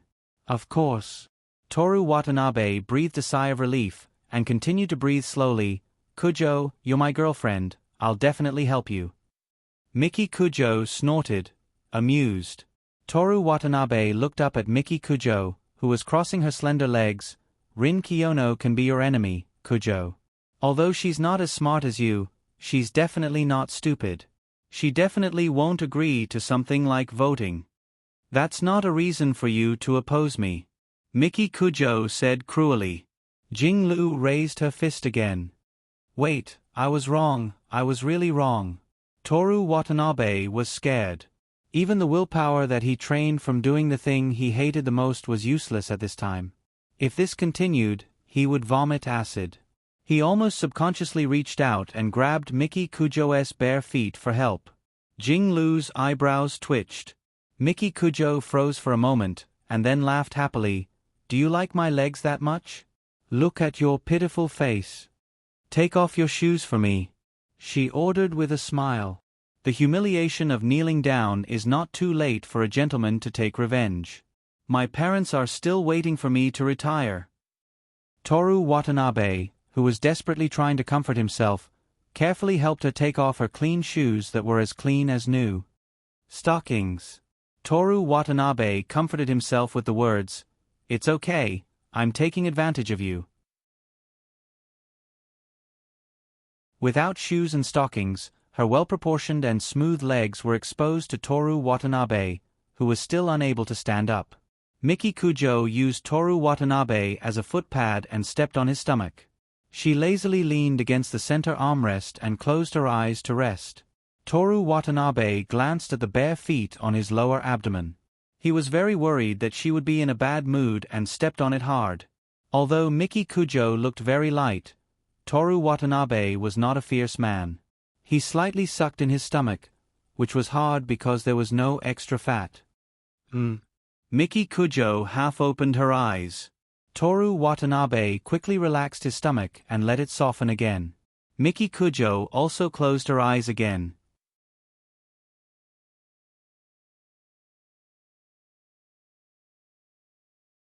Chapter 28. The car was quiet for a while. Toru Watanabe felt the pain lessen a lot, and he seemed to be safe for the time being. He said softly, I propose to decide based on grades because Rin Kiyono barely got first place because she stayed at school all day studying. Kujo, you didn't come to school for a month, but you easily got second place. Now that you're here, you're undoubtedly first. Miki Kujo didn't say anything, as if she was asleep. Toru Watanabe didn't know what to say. He wanted to stand up, but the woman who could kill him was on his stomach, so he could only passively admire the girl's legs and skirt. If, and I'm saying if, I'm lying down voluntarily, this feeling isn't bad. When this thought came to his mind, Toru Watanabe and Shizuru looked at each other. Shizuru's cold eyes made him come back to his senses. He really couldn't do anything about his body. Toru Watanabe wasn't a lecherous person. When he was kissed by Miki Kujo in the alley of Imperial Tea, he even felt disgusted. But everyone should know about the body of a 15-year-old boy, right? It always secretes substances that affect the brain. Toru Watanabe simply closed his eyes to distract himself. At the same time, he was on guard against Miki Kujo suddenly stepping on his stomach. He didn't know how long this lasted, but he actually fell asleep. He had just been beaten up, and he had been training and studying every day. He had been thinking about how to deal with Miki Kujo all the time. His brain and body were already tired. Plus, the comfortable temperature in the car and lying motionless on the soft mattress for a long time made him relax. In a trance, he even had a dream. He suddenly returned to his hometown in Iwate Prefecture. He didn't know why, but there was a jasmine flower growing in front of his house. He used the jasmine flower to make tea, and it tasted so good that he asked his parents to send it to Tokyo. In the end, when he arrived in Tokyo, he was blackmailed by Miki Kujo. He felt inexplicably sad. After such an absurd and unrealistic dream, he woke up. When he regained consciousness, he immediately felt that his eyes were covered by something. He was shocked and subconsciously reached out to remove the thing covering his eyes. It went smoothly. His hands were not tied. This was a small park by the roadside. He was lying on a bench. It was not too late yet. It should be about an hour before dinner time. A housewife came back from grocery shopping with her child to feed the pigeons. Nearby, There were a few elementary school girls who were carrying school bags that were almost half the size of their bodies and had water bottles that were thicker than their legs hanging around their necks. They were whispering to him. Toru Watanabe looked down at his hand. What was covering his face was actually a pair of stockings. Ha ha ha ha. Seeing his stunned expression, the primary school students finally burst into laughter. The laughter frightened the pigeons that were pecking at the breadcrumbs thrown on the ground by the housewives and children. They flapped their wings slightly, but did not fly away. Instead, they continued to fight for food. He didn't mind. Getting out of Miki Kujo's car without bleeding was already something to be happy about. The memory of being injected with succinylcholine and being stabbed 6 times was still very clear. Toru Watanabe looked left and right on the bench and found his school bag on the right side. The bag's zipper was open. There was a notebook that was casually stuffed into the bag with a pen in the middle. Toru Watanabe picked it up and looked at it. The notebook was his English vocabulary book. The pen was a 0.5mm automatic pencil that he bought from the grocery store in his hometown. The style was a little old, but it was very durable. I resisted the idea of throwing you out of the car. I saved your life again. You were still holding the stockings in your hand when you fell asleep. I am very satisfied. These 2 sentences were written very big and wasted 2 pages of paper.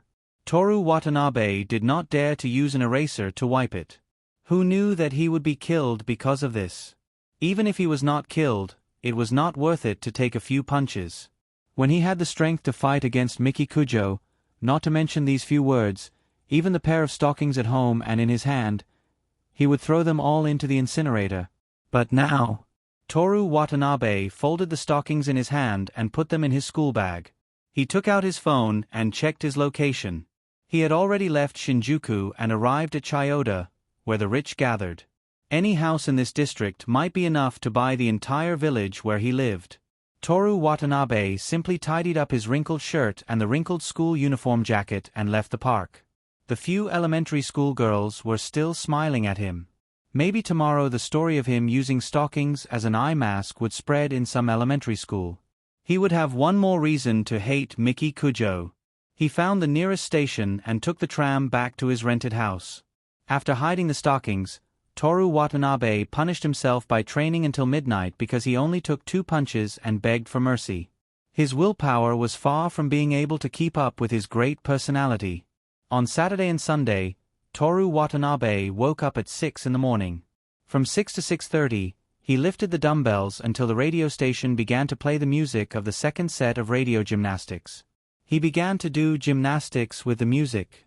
During the 15 years he spent in the village, starting from elementary school, every summer, the school would ask the students to bring the radio gymnastics exercise record card to be stamped. On the last day, when all the stamps were stamped, they could receive prizes such as snacks or stationery. Toru Watanabe never went once because he didn't like to exercise. If he had to get up early, he would rather lie on the tatami in a daze than leave the bed. But now he set a strict schedule for himself. He learned it from Gatsby, the protagonist of The Great Gatsby, who was lent to him by Rin Kiyono. He had to force himself to do things he didn't want to do and make himself great. Bending, stretching, jumping, running. From 7 to 8, he memorized English and Mandarin. From 8:30 to 11, he went to the library and carefully read a biography of a character that was beneficial to his life. He constantly thought about whether the book had any inspiration for him to take revenge on Miki Kujo. From 2 to 4 in the afternoon, he studied biology, modern society, mathematics, and art. He usually worked hard enough in English and Mandarin, and he also read in the morning, so he didn't put them here. At 7 in the evening, he went to the nearby public swimming pool that had just opened. The pool was 50 meters long and he had to swim 10 times. After that, he was very hungry because of the strenuous exercise, and he ate supper for 2 consecutive days. At 9 in the evening, he started to listen to the English radio and lifted the dumbbells or did push-ups. At 11 o'clock, he went to bed on time. Toru Watanabe simply stuck to this schedule for 2 days, but he was afraid that he could only stick to it for 2 days, so he mentally prepared himself to fight laziness for a long time. If I can't even control myself, how can I take revenge on Miki Kujo? He encouraged himself. While strictly adhering to the schedule, Toru Watanabe gradually became excited. Last Monday, Miki Kujo casually agreed to be his girlfriend at 7 in the morning. Next Monday, she would be here soon. Miki Kujo was rewarded with 200,000 points for completing the strategy, which was 40 times more than Yoshimi Tamamo. What about the weekly check-in bonus? Would it be 40 times more? That was what he deserved, right? If it weren't for his good luck and the healing potion, he would have died in the hands of Miki Kujo. Now, he was still at risk of being killed at any time, let alone the strategy. I hope I can get an amazing reward. With such expectations, on Sunday morning, Toru Watanabe received a complaint from the people downstairs. The reason was that he was doing gymnastics at 6:30 in the morning, and he made a lot of noise on the floor. He apologized and promised to do it in the park outside in the future. In the afternoon, Toru Watanabe received potatoes from his parents. He made potato and beef curry, and it tasted good because the curry seasoning was sold in the supermarket. After dinner and a good night's sleep, it would be Monday.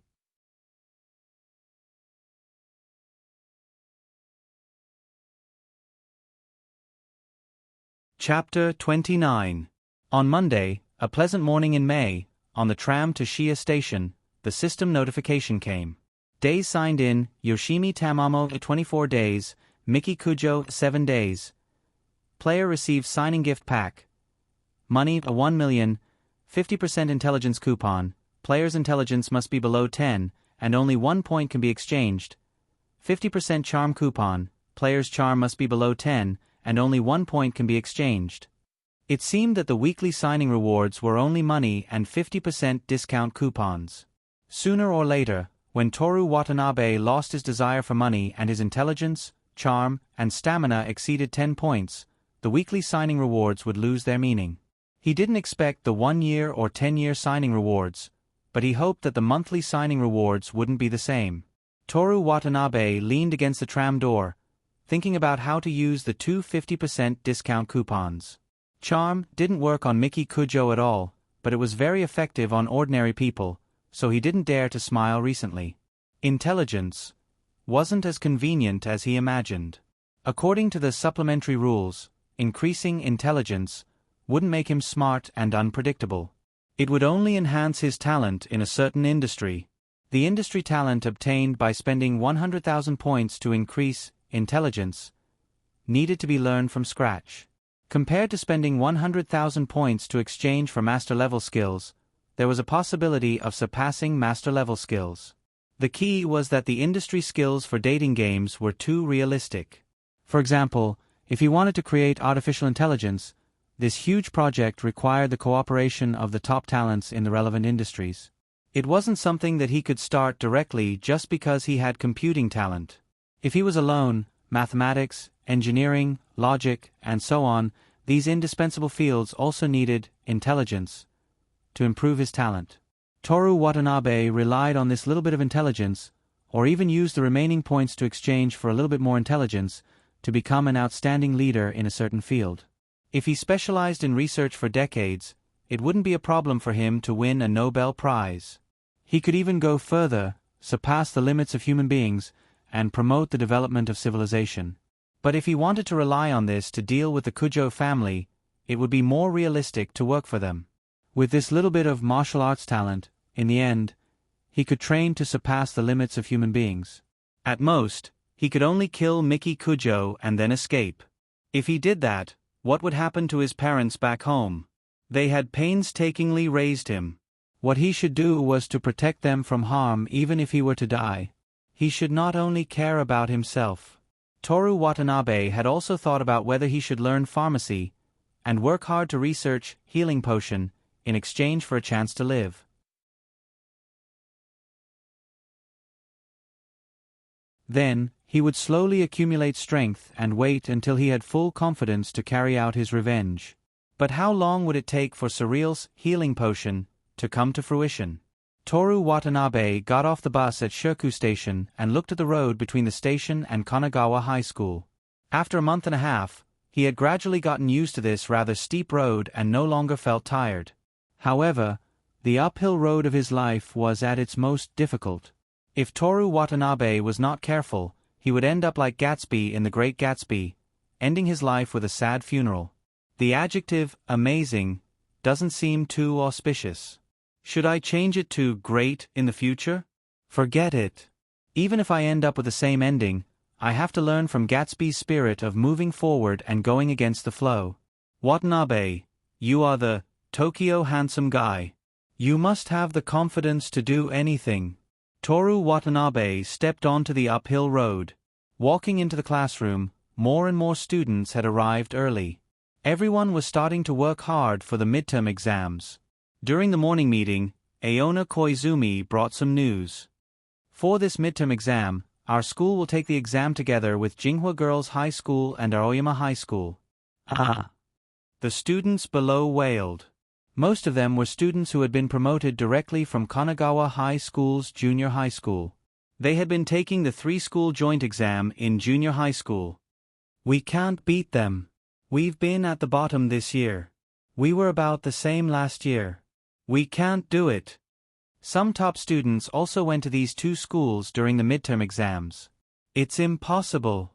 Aona Koizumi clapped her hands twice, motioning for everyone to be quiet.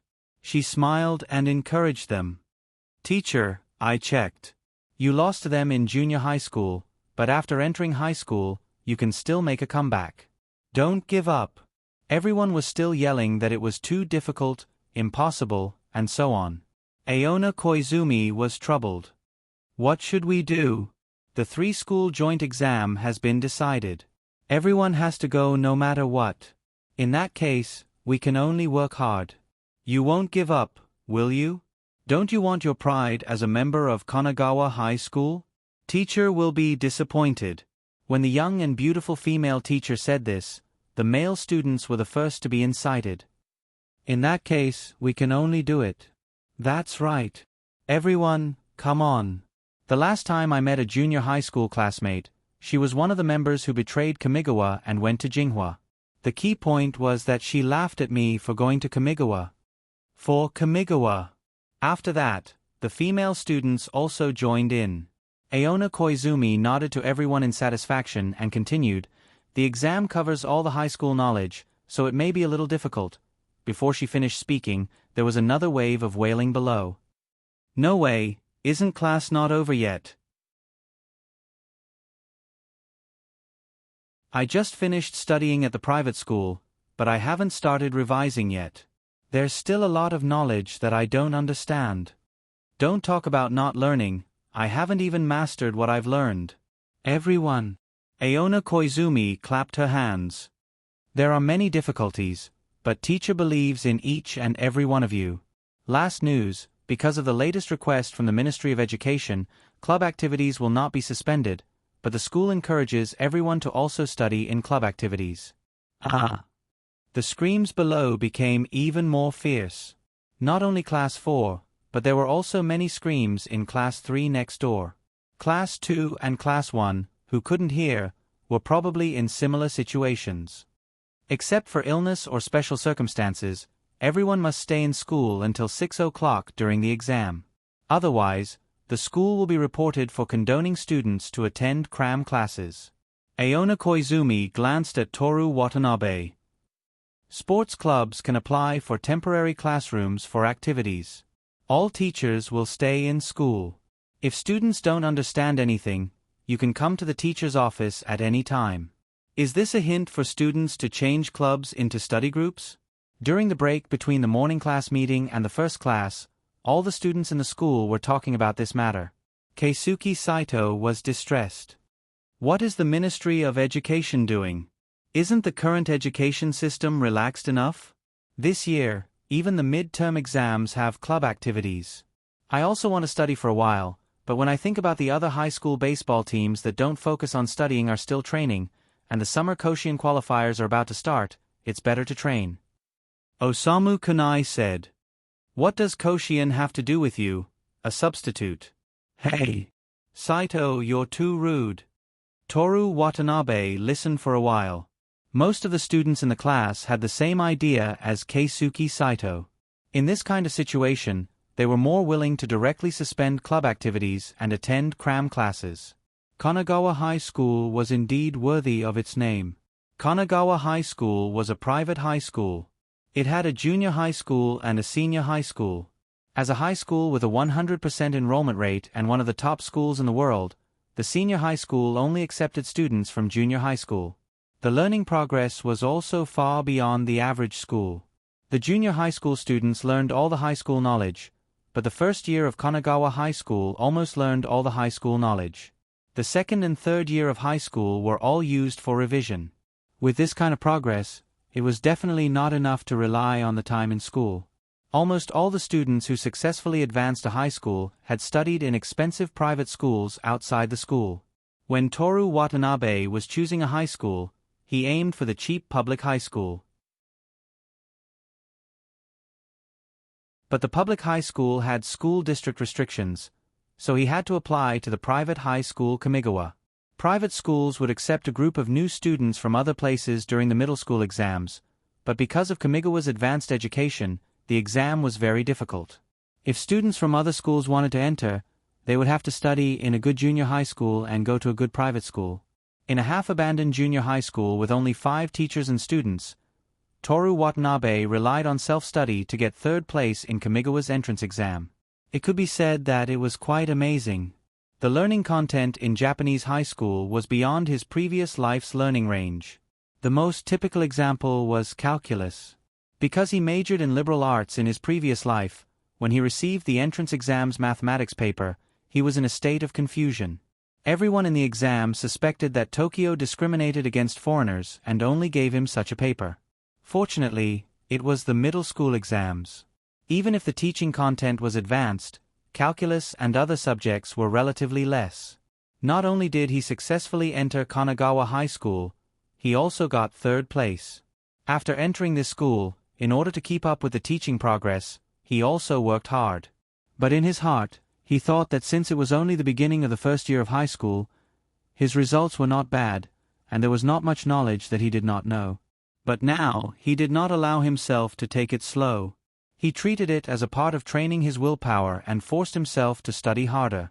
The key was that from now on, after the exams, he had to go to the human observation department every day and spend 2.5 hours alone with 2 charming and beautiful girls who were at loggerheads with each other. As expected, it was better to confess to Miki Kujo and give her a few healing pills. He asked her not to hurt his parents and let her do whatever she wanted to him.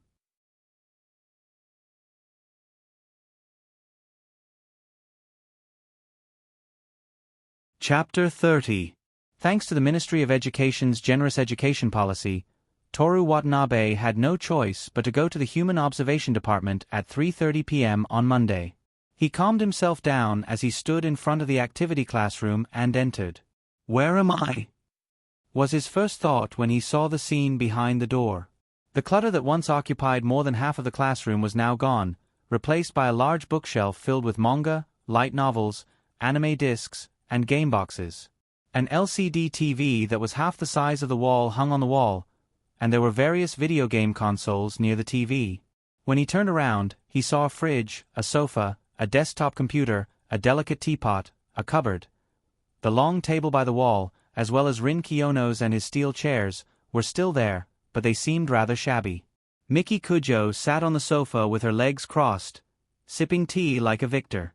Rin Kiyono was still reading her hardcover book as seriously as before, but Toru Watanabe could sense that she was impatient. It was obvious that the two of them had already had a fight. Toru Watanabe imagined the scene. After the two of them argued, Miki Kujo said, "If you win the midterm exam, I'll naturally restore this place to its original state. It's up to you if you have the ability to do so." Rin Kiyono, who was confident to the point of narcissism, naturally took the bait. Toru Watanabe was no longer worried that Miki Kujo would attack him. Instead, he was annoyed that she used him as a tool to deal with Rin Kiyono. He didn't like Rin Kiyono, and even hated her sharp tongue. However, he respected her for never lying. She even lent him her books. She was a good woman. Toru Watanabe walked over to his seat and subconsciously asked, Why didn't you replace the steel chair as well? His but hurt from sitting on the steel chair for too long. Are you ordering me to do something? Miki Kujo replied calmly. No, no. Toru Watanabe quickly denied.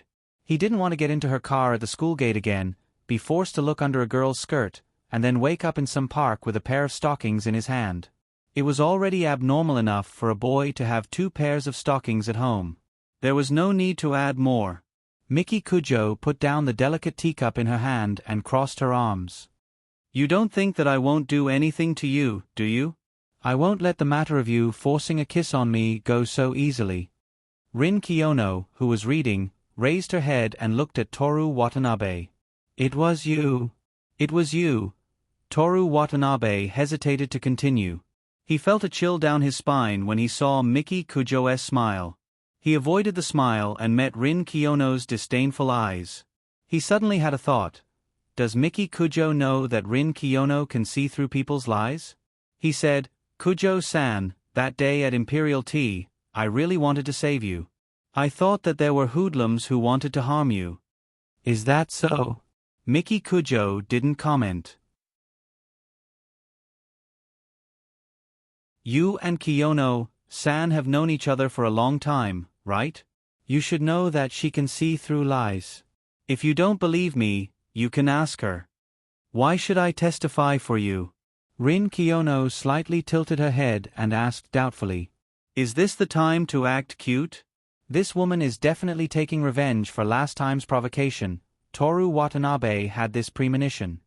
Kiyono-san, this is related to my reputation. Please.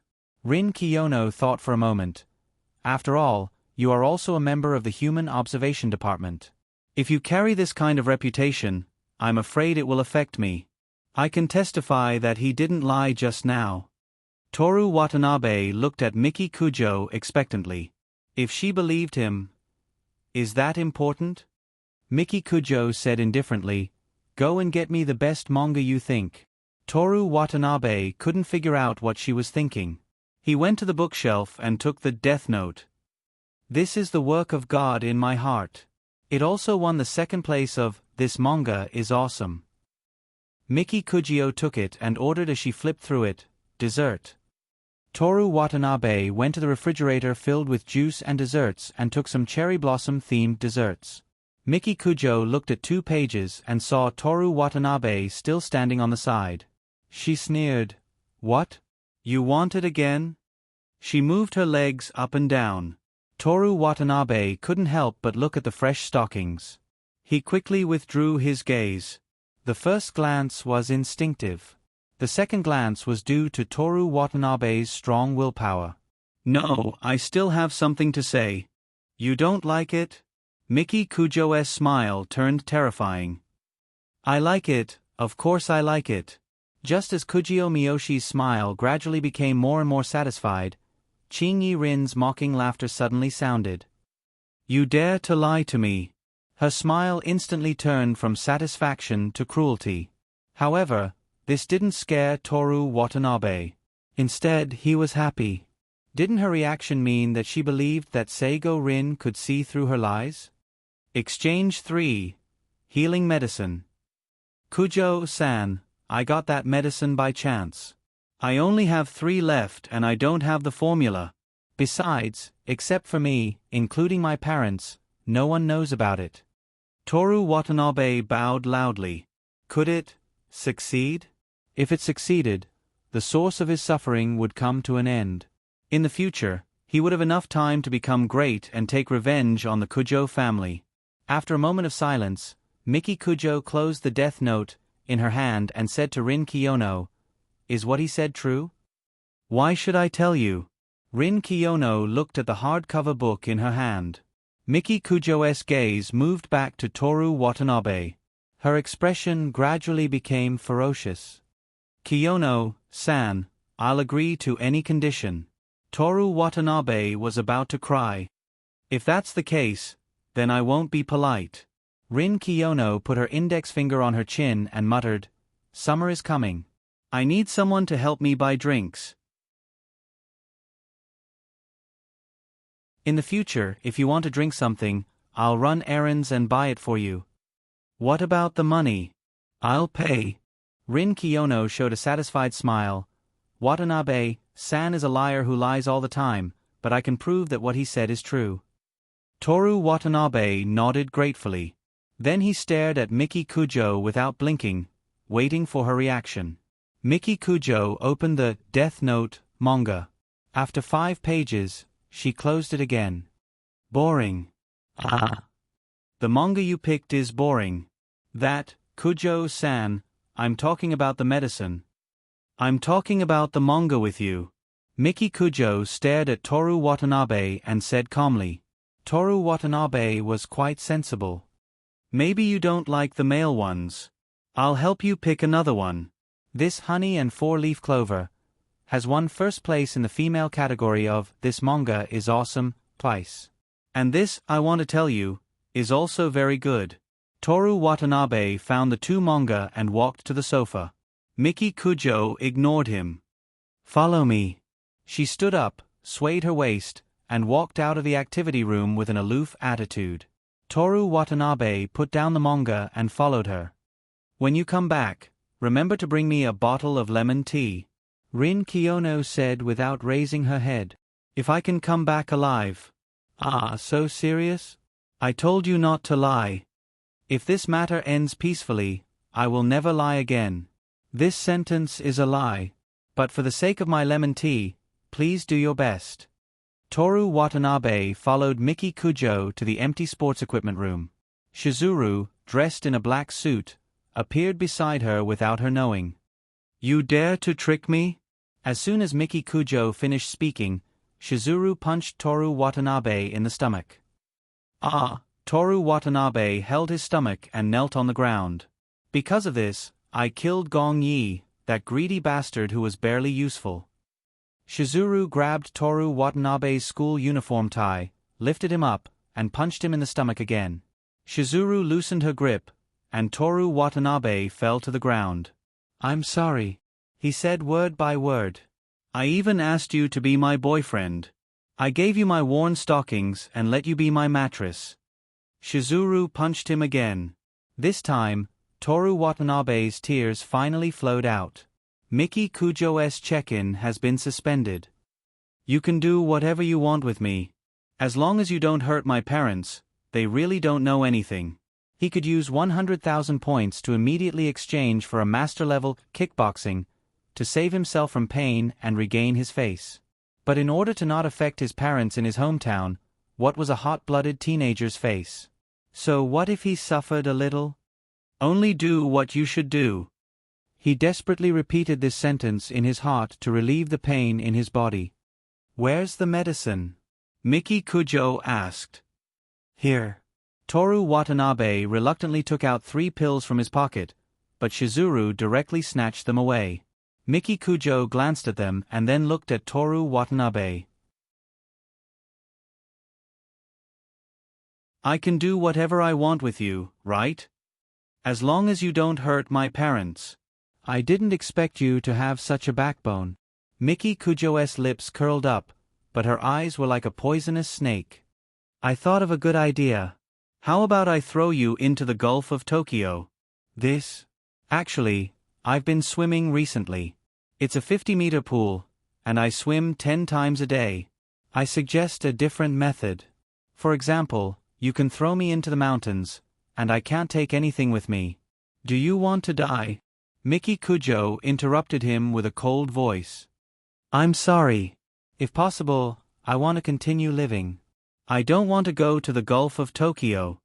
Toru Watanabe simply begged for mercy. Miki Kujo sneered. Continue living? You touched my body and lied to me.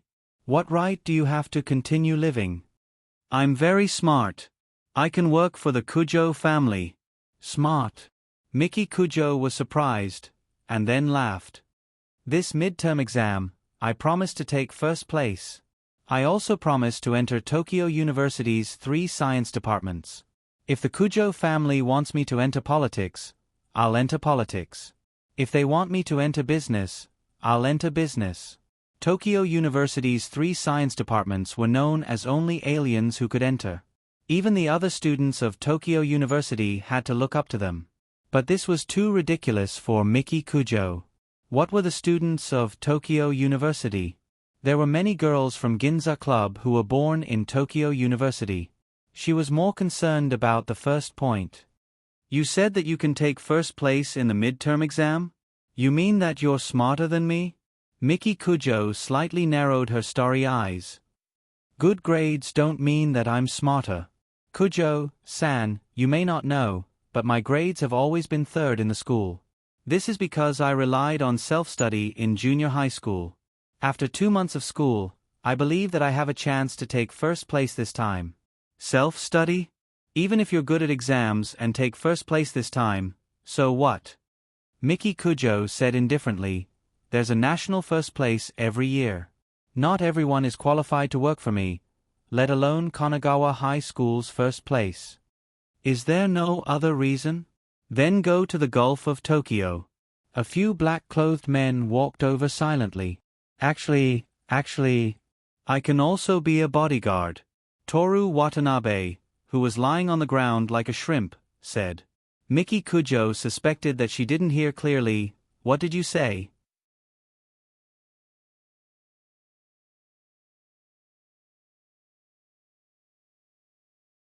Chapter 31.